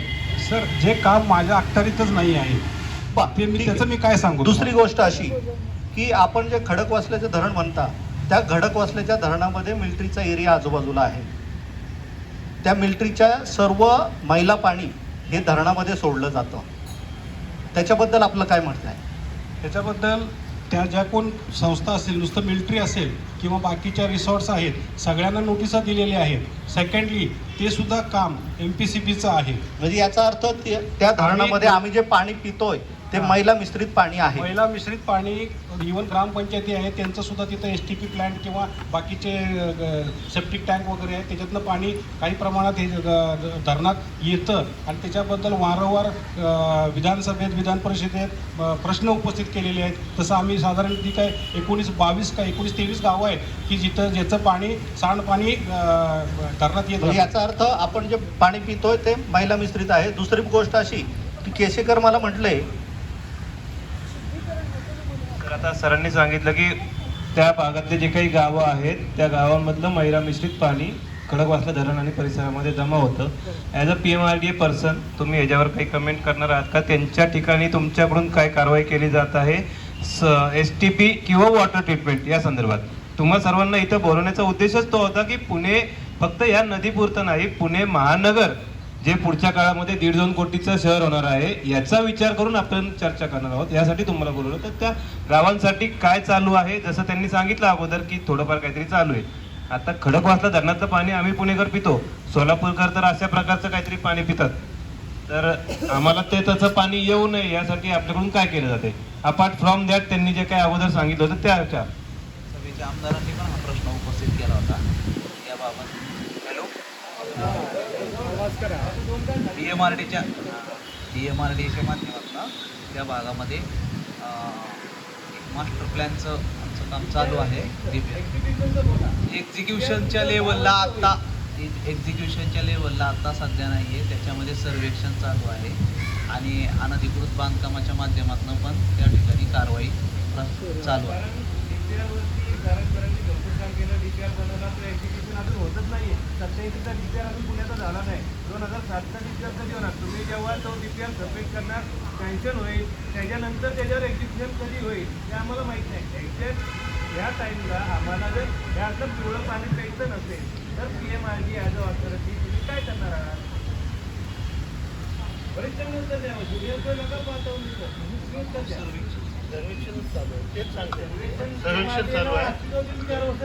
मग स्मार्ट सिटी स्वतःला मिरवून घेऊ नका.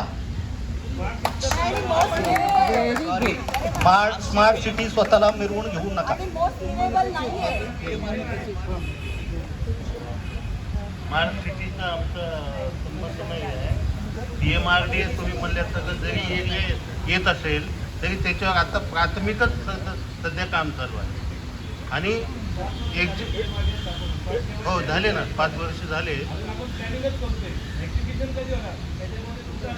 टप्पा आहे कॅन्सलिंग होणे, त्याच्यामध्ये 10 गव्हर्नमेंट येऊन जातील.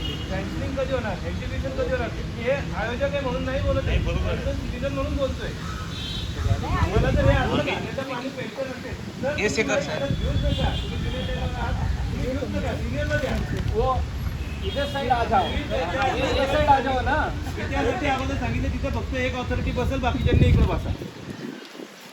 तुमचा हा जो प्रश्न आहे ना हा आमच्याकडे सध्या तरी प्राथमिक अवस्थेतच आहे. किती वर्ष तो प्राथमिक अवस्थेत राहणार? म्हणजे लेवलचेच राहणार. म्हणजे तुम्ही KG1 फर्स्ट स्टँडर्ड वरनं ग्रॅज्युएट म्हणजे आम्ही सुद्धा किती वर्ष वाट बघायची असं. आणि हे आमचं फ्रस्ट्रेशन नाही की हे दोघं नाही आले म्हणून तुमच्यावर फ्रस्ट्रेशन करताय, असं काही नाही. प्रश्न असं काही नाही. तुम्हाला विचारतो. आणि हे सगळ्याचाच प्रश्न आहे, कारण- जनताचा आहे असं नाही, हो. इरिगेशनचा आहे, नाही, PMRDचा आहे, MPCBचा आहे. तर तुम्ही केशेकरजी, एक सूचना, कालच आपण परवा बोललो, तुम्ही निमंत्रण द्यायला आले होते त्यावेळेस. एक सेकंद फक्त. तुम्ही जे बोर्ड लावलेत ती तुम्हाला एक कल्पना दिली की अशा हे तुम्ही बोर्ड लावा, राजेश जे तुम्ही आलते तर बोर्ड तुम्ही छान लावलेत, पण आता जे आले नाहीत त्यांचं प्रातिनिधिक स्वरूपात आपल्याला विसर्जन करायचं नदीमध्ये. That is nice. कारण शेवटी तो आपला अंतिम कार्यक्रमाचा हे होत्या आणि ते बोर्ड ह्याच्यात नाही वाहून नाही द्यायचे, ते आपण परत काढायचे. जसे गणेश उत्सवात कसं आपण परत काढून घेतो गणपती, तसं त्यांना ते दाखवा की तुम्ही आला नाहीत त्याचा आम्ही निषेध करतोय. तुमची जबाबदारी असताना पगार खात असताना तुम्ही आला नाहीये. आपण कोणी पगारी नाहीये इथं. आपल्याला साधं उक्षर संवर्धन समितीवरती सुद्धा कोणीला कार्यकर्त्यांना घेतलं जात नाही. राजकीय कार्यकर्त्यांचं सेटलमेंट तिथं केलं जातं. म्हणून आम्ही म्हणतो राजकीय पक्षांच्या चिन्ह काढा इव्हेंटवर, तरच तुमच्यासारख्या हे जे बसलेत ना तुम्हाला तिथं संधी मिळेल. कारण त्यांनी टोळ्या केल्या त्या चिन्हाच्या माध्यमातून. म्हणून आमची भूमिका असते राजकीय पक्षांचे इव्हेंटवरची चिन्ह काढा, 1 लाखाचं बक्षीस घ्या, आमचा विषय समजून घ्या. मला केशेकर म्हटले की तुम्ही प्रदूषणाबद्दल बोला, फक्त नदीचं प्रदूषण नाहीये साहेब, जे राजकीय प्रदूषण आहे ना ते त्या चिन्हांमुळे झालेलं आहे. 1 लाखाचं बक्षीस आहे आमचं की राजकीय पक्षांच्या चिन्हाचा देश, समाज आणि लोकशाहीला होणारा एक जरी व्यापक फायदा सांगितला तरी मी तुम्हाला आता 1 लाखाचं इथं बक्षीस देणार. 1 लाखाचा चेक इथं मी घेऊन फिरतोय वर्षानुवर्ष. धन्यवाद. Those short questions, sir, pointed to you only, okay? Because you are provider of water, okay? पेड़ काटने साठी वाटर प्यूरिफाई हो सकता है क्या? नहीं है, वो फर्स्ट क्वेश्चन है. जस्ट सिर्फ बोल दो, पेड़ काटने से वजह से वाटर प्यूरिफाई हो सकता क्या? नहीं है. Definitely not. Okay, hold on. No. Then why all these trees are marked for cutting? That's why I am telling, even though they are marked for cutting, I don't know whether they are going to cut it. No. or Why not. the appeal? Why the appeal itself? First, we want to cut. Why? Is it purifying the water here? Who has appealed? No, whatever it is. You are also a Punekar, na? You are sitting here, I na? am also Punekar, but I am not answerable to that question, no. But you are answerable to me, na? Definitely, I am answerable to you. Yes. But not regarding that question because it is not in my purview. No, if 100 people cut, Definitely. will you sit say it is not my department? No problem, because I am just releasing water in canals and letting it to people. Sir पण तुम्ही मला माझ्या मागासच्या प्रश्नाचं उत्तर नाही दिलं की आम्ही तुम्हाला हे जे प्रत्यक्ष बघितलेलं आहे ते तुमच्यापर्यंत आम्ही कसं पोहोचवायचं, ऑफिशियली मार्ग सांगा. नाही, मला सांगा, ती दुसरी बॉडी आहे, आमचा जलसंपदा विभाग वेगळा आहे. आम्ही त्यांना लाईन मार्क करून दिल्यानंतर ते तिथं काय करतायत त्यांना त्यांचे GR फॉलो करायची त्यांना त्यांची जबाबदारी आहे. जर होत नसेल तर नाही, माझ्यापर्यंत जरी तुम्ही लेटर दिलं तरी मी काहीच करू शकणार नाही ना त्याला. मी तुमची तक्रार वरिष्ठ कार्यालयाकडे किंवा वरिष्ठीकडे शासनाला करीन. या सगळ्या याच्या समन्वयाची जबाबदारी कोणाची आहे? या सर्व डिपार्टमेंटच्या समन्वयाची जबाबदारी कोणाची आहे? ते आता आपणच ठरवावं. मी एक डिपार्टमेंटचा माणूस आहे, मी कसं कोण समन्वय करणार? त्यांच्या क्वेश्चनचं उत्तर आम्ही देत होते. हे जे असतं ना हे प्रत्येक वेळेला तुम्ही जिथे जाणार ना तुम्हाला प्रत्येक वेळेला असा शब्द किंवा असा आन्सर मिळणार की सरकार हे करायला पाहिजे. ठीक आहे. आणि सरकार जे असतं ना ते प्रत्येक सरकारांनी एक ह्यांची छोट्या प्रॉपर्टीज नेमल्या गेलेल्या आहेत. तर जलसंवर्धन ही एक प्रॉपर्टी आहे, PMRD एक प्लॅनिंगची प्रॉपर्टी आहे, असं सगळं असतं. तर तुम्हाला जर समन्वय एक जबाबदारीने जर प्रश्न पाहिजे ना, उत्तर पाहिजे ना, तर तुम्हाला ते मुख्यमंत्रीकडे मिळतं. कारण की तो म्हणतो माझा सरकार असा करेल, किंवा प्रधानमंत्रीकडे मिळतो कारण की तो म्हणतो माझा सरकार जो आहे ना तो हे असं करेल. तिथे ओनरशिप असते समन्वय. बट अतिरिक्त ज्या वेळेला आपण अधिकाऱ्यांना धरतो ना त्यांना ते ऑलरेडी त्यांच्या टर्फवर्स आणि प्रॉपर्टीज मध्ये ते PMCची प्रॉपर्टी वेगळी आहे. पुणेची 360 स्क्वेअर किलोमीटरची रिजनची प्रॉपर्टी जी आहे ती PMCची आहे. पण त्यात मेट्रो वाहणारी जी बॉडी आहे ती PMCची नाही. यांच्याशी काही नाही, त्यांच्याशी काही नाही. काय तर मॅक्सिमम ते एखाद्या वेळेस त्यांच्या डिसअग्रीमेंट्स असतात म्हणून एकमेकांच्या विरोधात ते कोर्टात जातात. That is the biggest problem. म्हणजे ते असे म्हणत आहेत ना की अरे तुम्ही कोर्टात जाऊ शकता. Many times he will go against in court against PMC, PMC will go in court against him. आणि आता सुद्धा ती बॅटल सुरू आहे, कारण की हे म्हणतात की आम्ही 1731 MLD किंवा 173 कोटी लिटर तुम्हाला रोजचं पाणी देतोय आणि पीएमसीचं क्लेम आहे आम्हाला 120 कोटीच पाणी मिळतोय. तर ते 40% पाणी कोणी कुठं जातंय याचं काउंट आहे की आम्ही 40% पाणी वाहतोय. पीएमसी कडे काउंटच नाही की ते 40% पाणी जातोय कुठे. आणि so this is the problem. तो ह्याला काय असतो, ज्या वेळेला आपण एक सामान्य नागरिक म्हणून सरकाराकडे बघतो त्यावेळेला आपल्याला असं वाटतं अरे सरकारने हे प्रश्न सोडवावं. पण सरकार कोण? हे म्हणतील तो माझा प्रॉपर्टीज नाही, इथं जे काही चाललंय दॅट्स नॉट माय प्रॉपर्टी. आता मुकुंद सर म्हटले इथे जे काही चाललंय त्याचं काय, तर तिथे एक 9th शेड्यूल मध्ये एमिनंट डोमेन नावाचा एक लॉ आहे.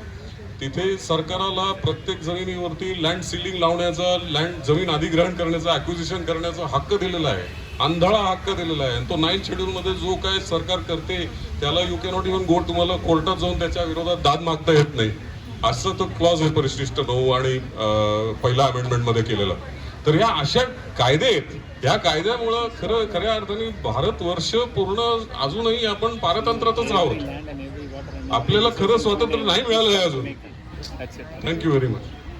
मेरा क्वेश्चन आपल्या बरोबर आहेत, त्यामुळे तुमच्या ह्या सर्व गोष्टीसाठी आम्ही ती आपल्याला सहकार्य करतो. मेरा क्वेश्चन इकोनॉमिक के हिसाब से है तो किन को पूछना चाहिए? यहाँ सामने पूछो अच्छा।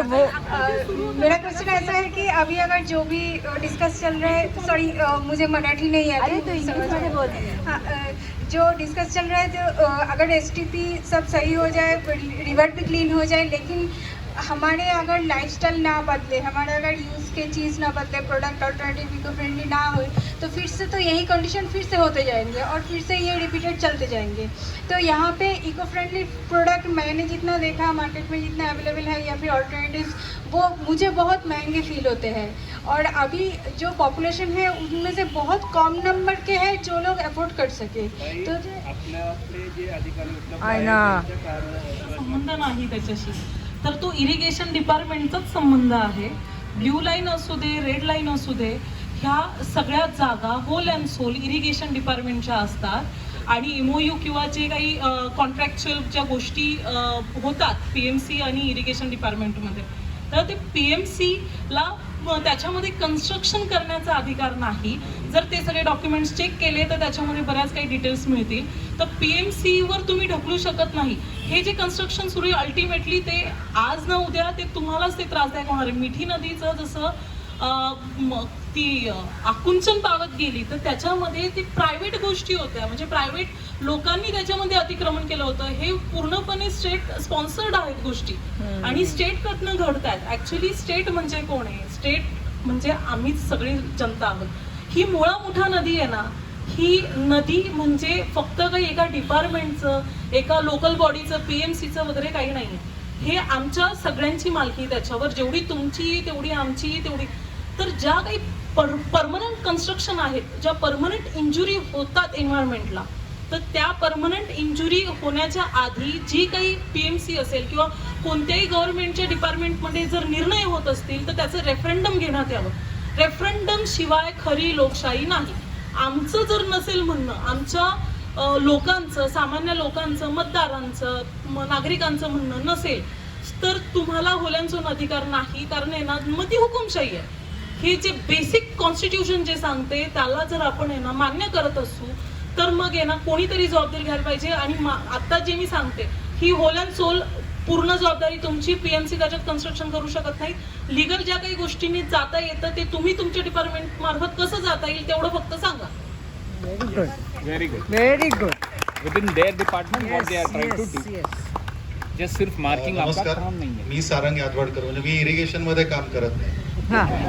आमचे जवळचे मित्र आहेत अगदी, पण मी इरिगेशन डिपार्टमेंट मध्ये काम करत आहे. परंतु स्पष्ट असं सांगतो की ही जबाबदारी काही अंशी इरिगेशन डिपार्टमेंटची आहे, परंतु अत्यंत उच्च पातळीवरून इरिगेशन डिपार्टमेंटचे हात बांधले गेलेले आहेत आणि तोंड बंद केले गेलेले आहेत. Patil saheb, I am extremely sorry. Patil saheb वैयक्तिक पातळीवर अत्यंत उत्तम फॅन्टास्टिक कोऑपरेशन देत आहेत, परंतु उच्च पातळीवरून कोर्टाचे सुद्धा हात बांधले गेलेले आहेत. हे मी अत्यंत जवळून अनुभवलेलं आहे. आणि we are not living in a democratic country any more.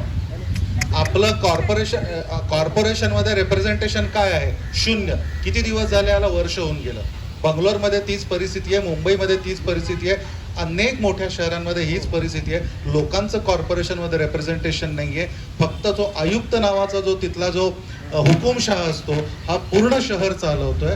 आपल्याला त्यात आपल्या शहरात काय करायचं काय नाही ह्याच्यात विचारलं सुद्धा जात नाही. ही आत्ताची परिस्थिती. बीइंग लॉ स्टुडंट जेव्हापासून मला कळतंय तेव्हापासून मी हीच गोष्ट सांगते की रेफरंडम पाहिजे.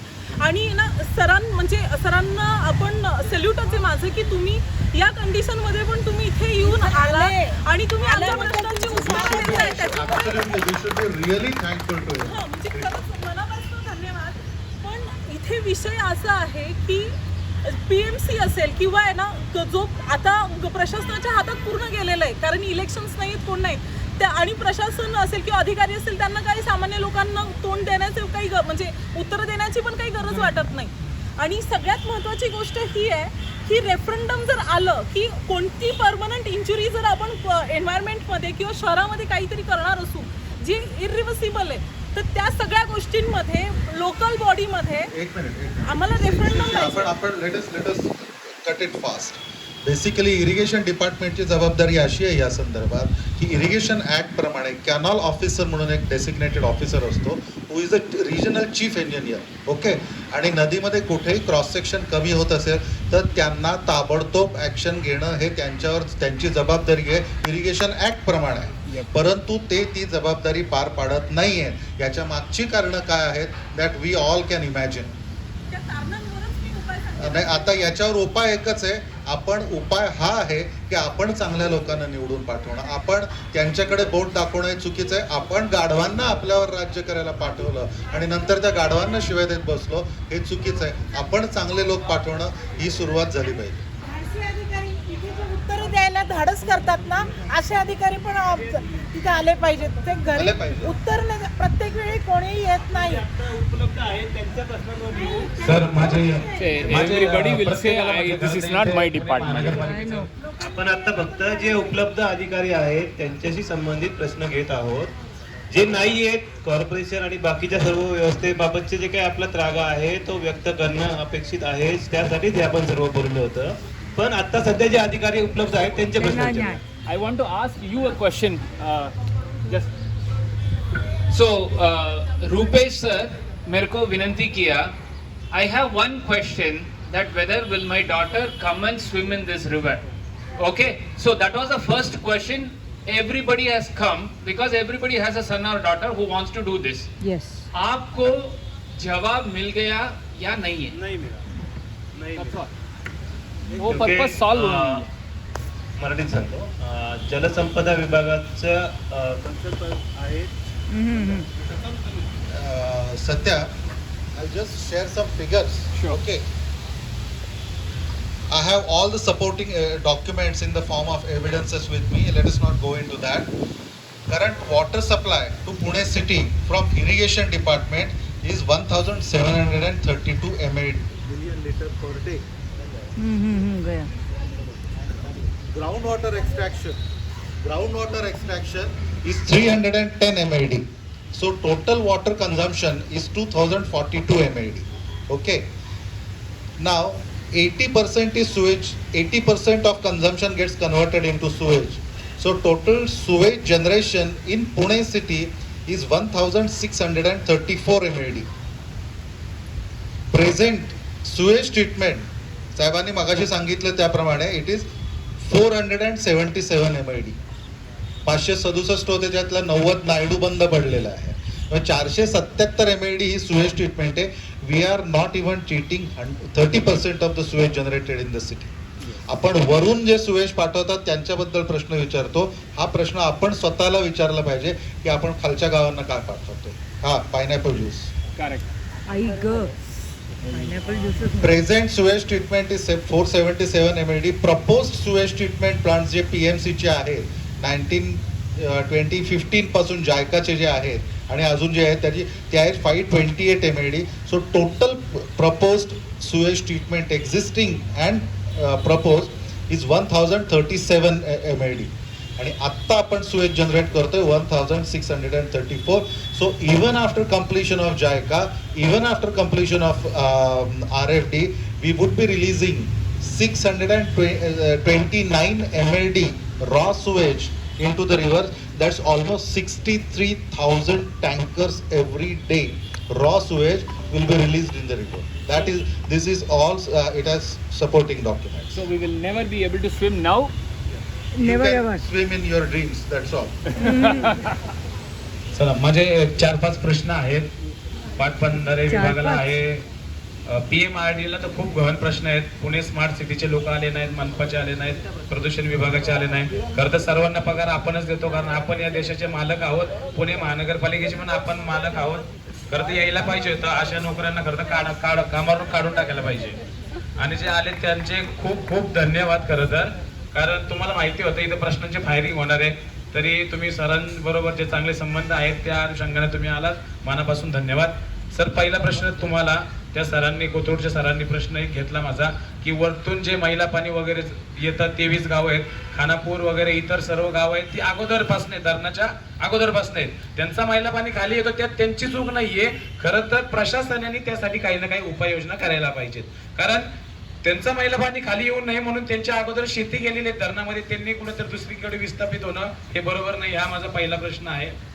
दुसरा प्रश्न असा आहे की धरणाच्या खालच्या साईडला खूप मोठ्या प्रमाणात अतिक्रमण होतंय. वारजे भाग, शिवणे भाग, नांदेड, कोंडवे, दावडे या भागामध्ये नदीमध्ये मोठ्या प्रमाणात भराव टाकला जातो. माझ्याकडे प्रूफ आहेत, फोटो आहेत, मी स्वतः त्या भागातला आहे, मी स्वतः ते बघत असतो.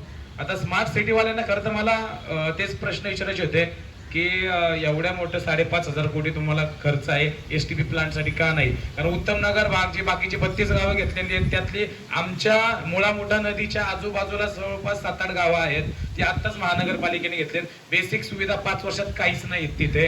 STP प्लांट वगैरे लांबच गेला. वारजे सारखा भाग 25 वर्ष झाले महानगरपालिकेत आलेला आहे.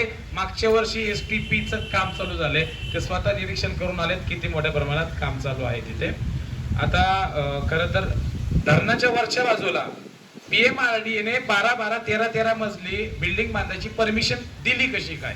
मार्केटमध्ये चर्चा आहे की PMRD ची मोठ्या प्रमाणात टेबला घालून पाकिट, मार्केटमध्ये चर्चा आहे, माझ्याकडे काही प्रूफ नाहीये, एव्हिडन्स नाहीये, मार्केटमध्ये चर्चा आहे की अशा प्रकारे काहीतरी पाकिट वगैरे देऊन एवढ्या मोठ्या प्रमाणात, मी बिल्डरची नावं सुद्धा घेऊ शकतो इथे, पण मला घ्यायची नाहीयेत. मोठ्या प्रमाणात 13-13 मजली ढोणजे फाट्याला एक बिल्डिंग झालेली आहे, 2 बिल्डिंगच्या परमिशन पण दिलेल्या आहेत. जर अशा पद्धतीने तुम्हाला जर काम करायचं आहे तर खरंच ही लोकशाही आहे का? खरंच आम्ही देशाचे मालक आहोत का? ज्या पद्धतीने पाषाणमधनं 4था प्रश्न, आता ह्याचं उत्तर इथं कोणीच देऊ शकत नाही. राम नदी जी होती ते राम नदीचं वाटोळं केलं, तिथंही 1-2-4 बिल्डर घुसले, त्यांनी नदीचं पात्र बारीक केलं, ओढा केला, ओढ्याचं नालं केलं, ती नदी आता पाईपलाईन मधनं येते आणि ते घाण पाणी सगळं, मैला पाणी सगळं पाषाणच्या तलावात सोडलं जातं. आता खरं तर ते तुमच्याकडे खरं तर हे नाहीये. तर हे माझे प्रश्न आहेत 4, त्यातल्या तुम्ही फक्त मला वरच्या साईडचा जो विषय आहे त्यांनी सांगा, PMRD का बाबा परमिशन देते, खालच्या बाजूला का एवढ्या मोठ्या प्रमाणात अतिक्रमण केलं, तर का तुमची प्रशासक लोक शांत आहेत? आपला पहिला प्रश्न आहे की वरच्या बाजूला जे काही गावं, ग्रामपंचायती पूर्वीपासून अस्तित्वात आहेत आणि त्यांच्यापासून जे काही सांडपाणी जनरेट होत आहे ते नदी आपल्या धरणात विसर्जित केलं जातं.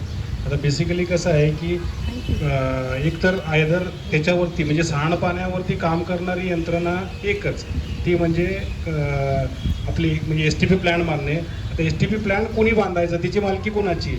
इफ इट बिलॉंग्स टू जिल्हा परिषद तर ते ZPने बांधावी. जर ते PMCच्या हद्दीत असेल तर PMCनं म्हणजे स्थानिक स्वराज्य संस्थांनी बांधावी आणि जर PMRDच्या हद्दीत असेल तर त्यांच्याकडे त्याचा काहीतरी प्लॅन तयार पाहिजे. मग याच्यात आता इरिगेशन डिपार्टमेंटचा काय म्हणजे काय करावं हे तुम्ही सांगा, त्याच्याप्रमाणे आमच्या याच्यात बसत असेल तर आमची करायची तयारी आहे. दिस इज फर्स्ट. सेकंडली तुमच्या अतिक्रमणाचा विषय, ज्या नदीपात्रामध्ये एवढी अतिक्रमणं होत आहेत.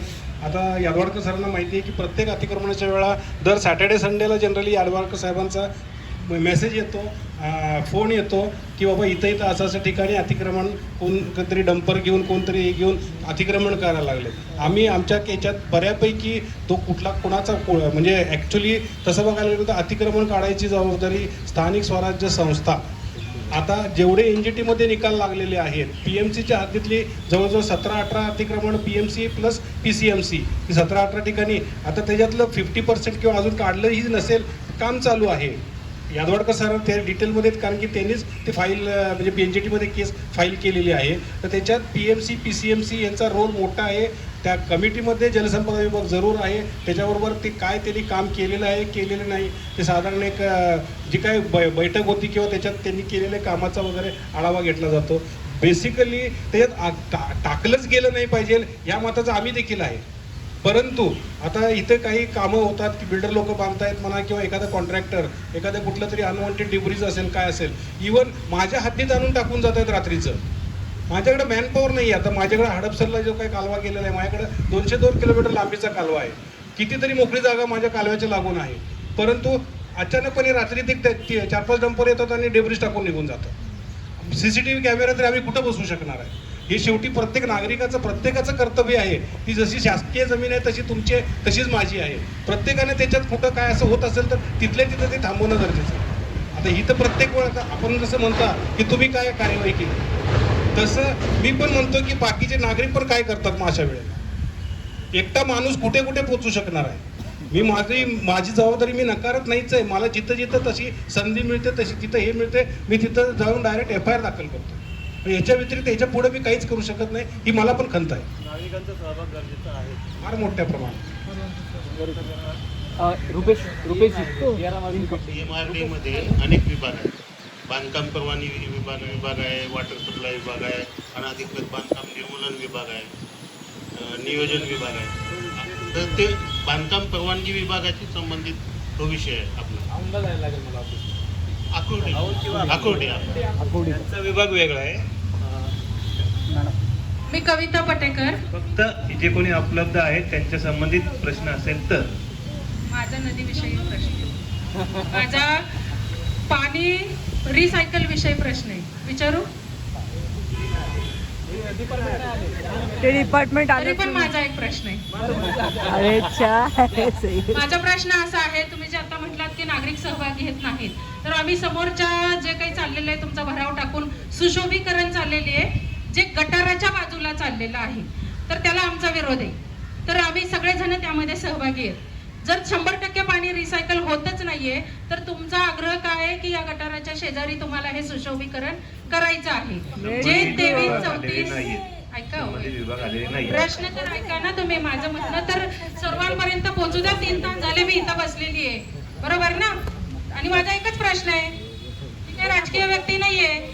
माझा एकच नागरिक म्हणून प्रश्न आहे की जर 34 गावं ह्या पुणे महानगरपालिकेमध्ये आलेली आहेत आणि 34 गावांमध्ये जर पाणी रिसायकल होण्यासाठी तुम्ही सक्षमपणे कामच करत नाहीये, तर मग तुमचा हा घाट काय आहे की तुम्हाला सुशोभीकरण गटाराच्या शेजारी करायचं? स्टेटमेंट असं केलं की इथे जे काही बांधकाम चालू आहे, काम रेफ्टीचं काम चालू आहे, ते प्रत्यक्ष झाल्याशिवाय आम्हाला कळणारच नाही की नदीचं क्रॉस सेक्शन कमी झाला का नाही झाला, असं आपण एक स्टेटमेंट केलं, बरोबर? आणि मला असं वाटत नाही की इंजिनियर माणसाने जेव्हा ड्रॉइंग बघतो त्याला तेव्हा क्रॉस सेक्शनवरनं एरिया कॅल्क्युलेट करता येतो आणि त्याच्यातला फ्लो काय आणि त्याच्यातला जो काही वेग आहे त्याच्यातला मराठीमध्ये होण्याचं तर हे सगळं इंजिनियर म्हणून आपण नक्की कॅल्क्युलेट करून बघू शकतो. त्याच्यासाठी प्रत्यक्ष बांधकाम झाल्यावर मग ते उघडता येणार नाही असं म्हणायचं आणि आधीच आपण त्यातनं अंग काढून घ्यायचं, तर हे आपण करू शकता.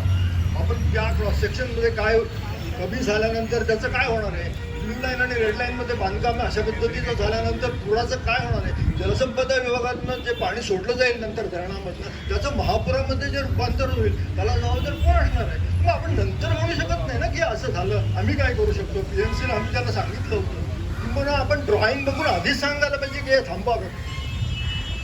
हे मला आपल्याला सांगायचं, त्याबद्दल आपण काय करू शकतो? हॅलो, जे प्रत्यक्ष काम चालू आहे ते एका ऑटोनॉमस म्हणजे शासकीय यंत्रणेचं काम चालू आहे. दुसरी शासकीय यंत्रणा त्यात पडून ते काम नाही थांबवू शकत. या संदर्भात NGTत केस पण चालू झालेली होती किंवा ती केस पण चालू आहे. त्याच्यात पण आमचं काय म्हणणं आहे ते पण आम्ही त्याच्यात दिलेलं आहे. आता ह्याच्या पलीकडे मी जाऊन ते काम थांबवणं म्हणजे माझ्या म्हणजे एकदम इतर एक ज्युनियर अधिकारी आहे मी फार्मा. ओके, थँक्स फॉर यांना ते कॅल्क्युलेशन्स पण करायची गरज नाही आहे, कारण आयुक्तांनी तसं दिलेलं आहे की नदीचा क्रॉस सेक्शन आम्ही 38.08% पर्यंत कमी करणार आहे. त्यांनी ते टेबलच दिलेले किती चेनेजला किती क्रॉस सेक्शन करू. क्रॉस सेक्शन नदीचा कमी होते हे आयुक्तांनी सांगितलेलं आहे, परंतु त्यांचं म्हणणं असं आहे की क्रॉस सेक्शन कमी केलं, नदीची रुंदी कमी केली की पूर पातळ्या खाली जातील. हा त्यांना म्हणजे फिजिक्समधलं नोबेल प्राइज द्यायला पाहिजे त्यांना. आता परिस्थिती अशी आहे, परंतु तरी सुद्धा तुमचा प्रश्न अतिशय महत्त्वाचा आहे किंवा सजेशन महत्त्वाचं आहे, कारण तरी सुद्धा जलसंपदा विभागाची भूमिका येतात थांबणं हे चुकीचं आहे. कारण जर असं होत असेल तर आम्ही ते काम करू देणार नाही तुम्हाला, हे ठामपणे त्यांनी सांगणं. त्यांचे जे मुख्य अभियंता आहेत त्यांनी हे ठामपणे सांगणं आणि हे काम थांबवणं, नाही थांबलं तर त्याच्यावर पोलीस केस करायची सुद्धा त्यांना अधिकार आहेत. ते अधिकार त्यांनी बजावणं गरजेचं आहे. आणि केवळ हे झाल्यानंतर आम्ही किती क्रॉस सेक्शन कमी होतोय सांगू, म्हणजे थोडक्यात काय कोर्ट म्हणेल की आता झालंय ना, म्हणजे फे अकम्प्लाय आहे, म्हणजे आता हे जर काढायचं म्हणजे परत लोकांचेच पैसे वाया जातील, तेव्हा आहे ते राहू दे. ही आपल्या कोर्टांची सुद्धा जी बोर्डची चेपी भूमिका आहे ना, त्याला अनुसरून हे चालू आहे. आणि आजची माझी जबाबदारी पुढच्या अधिकाऱ्यावर ढकलायची, हा त्याच्या मागचा उद्देश आहे. जलसंपदा विभागाने त्यांच्या चीफ इंजिनियरनी स्पष्ट भूमिका घेणं आवश्यक आहे. जर नाही घेतली तर ते काम आपल्याला करावं लागणार. ही आपली जबाबदारी आहे, कारण नदी आपली आहे. कमिशनर येतात, IAS कुठून तरी दिल्लीहून चंडीगडहून कुठून तरी येतात, 3 वर्ष राहतात आणि निघून जातात. त्यांचा इथल्या जमिनीशी, इथल्या वातावरणाशी, इथल्या समाजाशी काहीही कनेक्ट राहिलेला नसतो. तेव्हा हे करणं, त्यांच्याकडून करवून घेणं ही आपली जबाबदारी आहे. आपण आता प्रश्न विचारण्यापेक्षा त्यांना जाऊन धडा शिकवणं गरजेचं आहे. सर, एक शेवटचा प्रश्न आहे मनीषजी जीवित नदीकडून. शेवटचा प्रश्न आहे, याच्यानंतर आपण आभार प्रदर्शन आणि बाकीच्या गोष्टी होतील. शेवटचा प्रश्न तुमच्याकडे, तुमच्या कुटुंबाला एक संधी मिळाली होती. सर, एक प्रोव्हिजन असते, इरिगेशन डिपार्टमेंट फाईन करतं जर का ट्रीट केलेलं नसेल वॉटर, तर की जेवढं पाणी तुम्हाला दिलेलं आहे त्याच्यातली जर ट्रीटमेंट होत नसेल तर फक्त या सगळ्यांना, आम्हाला सगळ्यांना थोडं समजावून सांगा की इरिगेशन डिपार्टमेंट PMC ला दंड किती करतंय सध्या.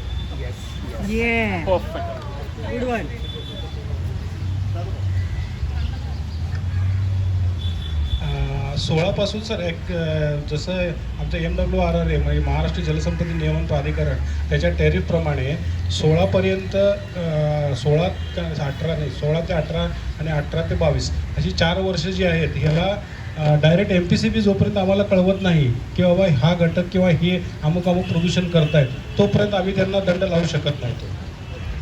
आता 22ला जो काय आमचा टॅरिफ MWRRA दिलेला आहे त्याच्यात डायरेक्टली आम्ही, जरी आम्हाला दिसलं की बाबा त्याची पोल्युटेड वॉटर तयार करायची क्षमता एवढी तयार होते आणि त्याची ट्रीट करायची क्षमता एवढीच आहे, म्हणजे याचा अर्थ उरलेलं पाणी ते डायरेक्टली नदीत सोडत आहेत, त्या बेसिसवरती आम्हाला डायरेक्टली आम्ही दुप्पट दंड करतो.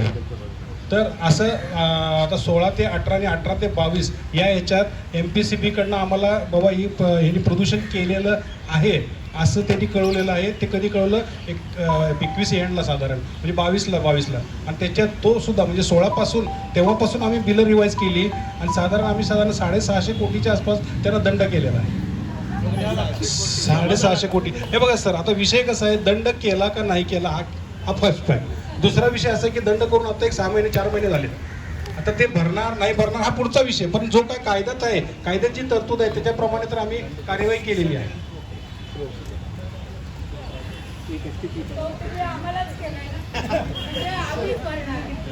विषय कसा, ओके, क्वेश्चन आन्सरसाठी आपण भरपूर वेळ दिला.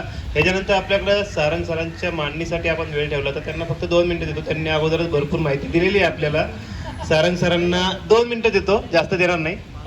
2 मिनिटं फक्त त्यांनी त्यांची आतापर्यंत जे काही मांडणी केली त्याच्या व्यतिरिक्त थोडीशी माहिती आमच्यासारख्या नवीन तरुणांना द्यावी, की जेणेकरून आमची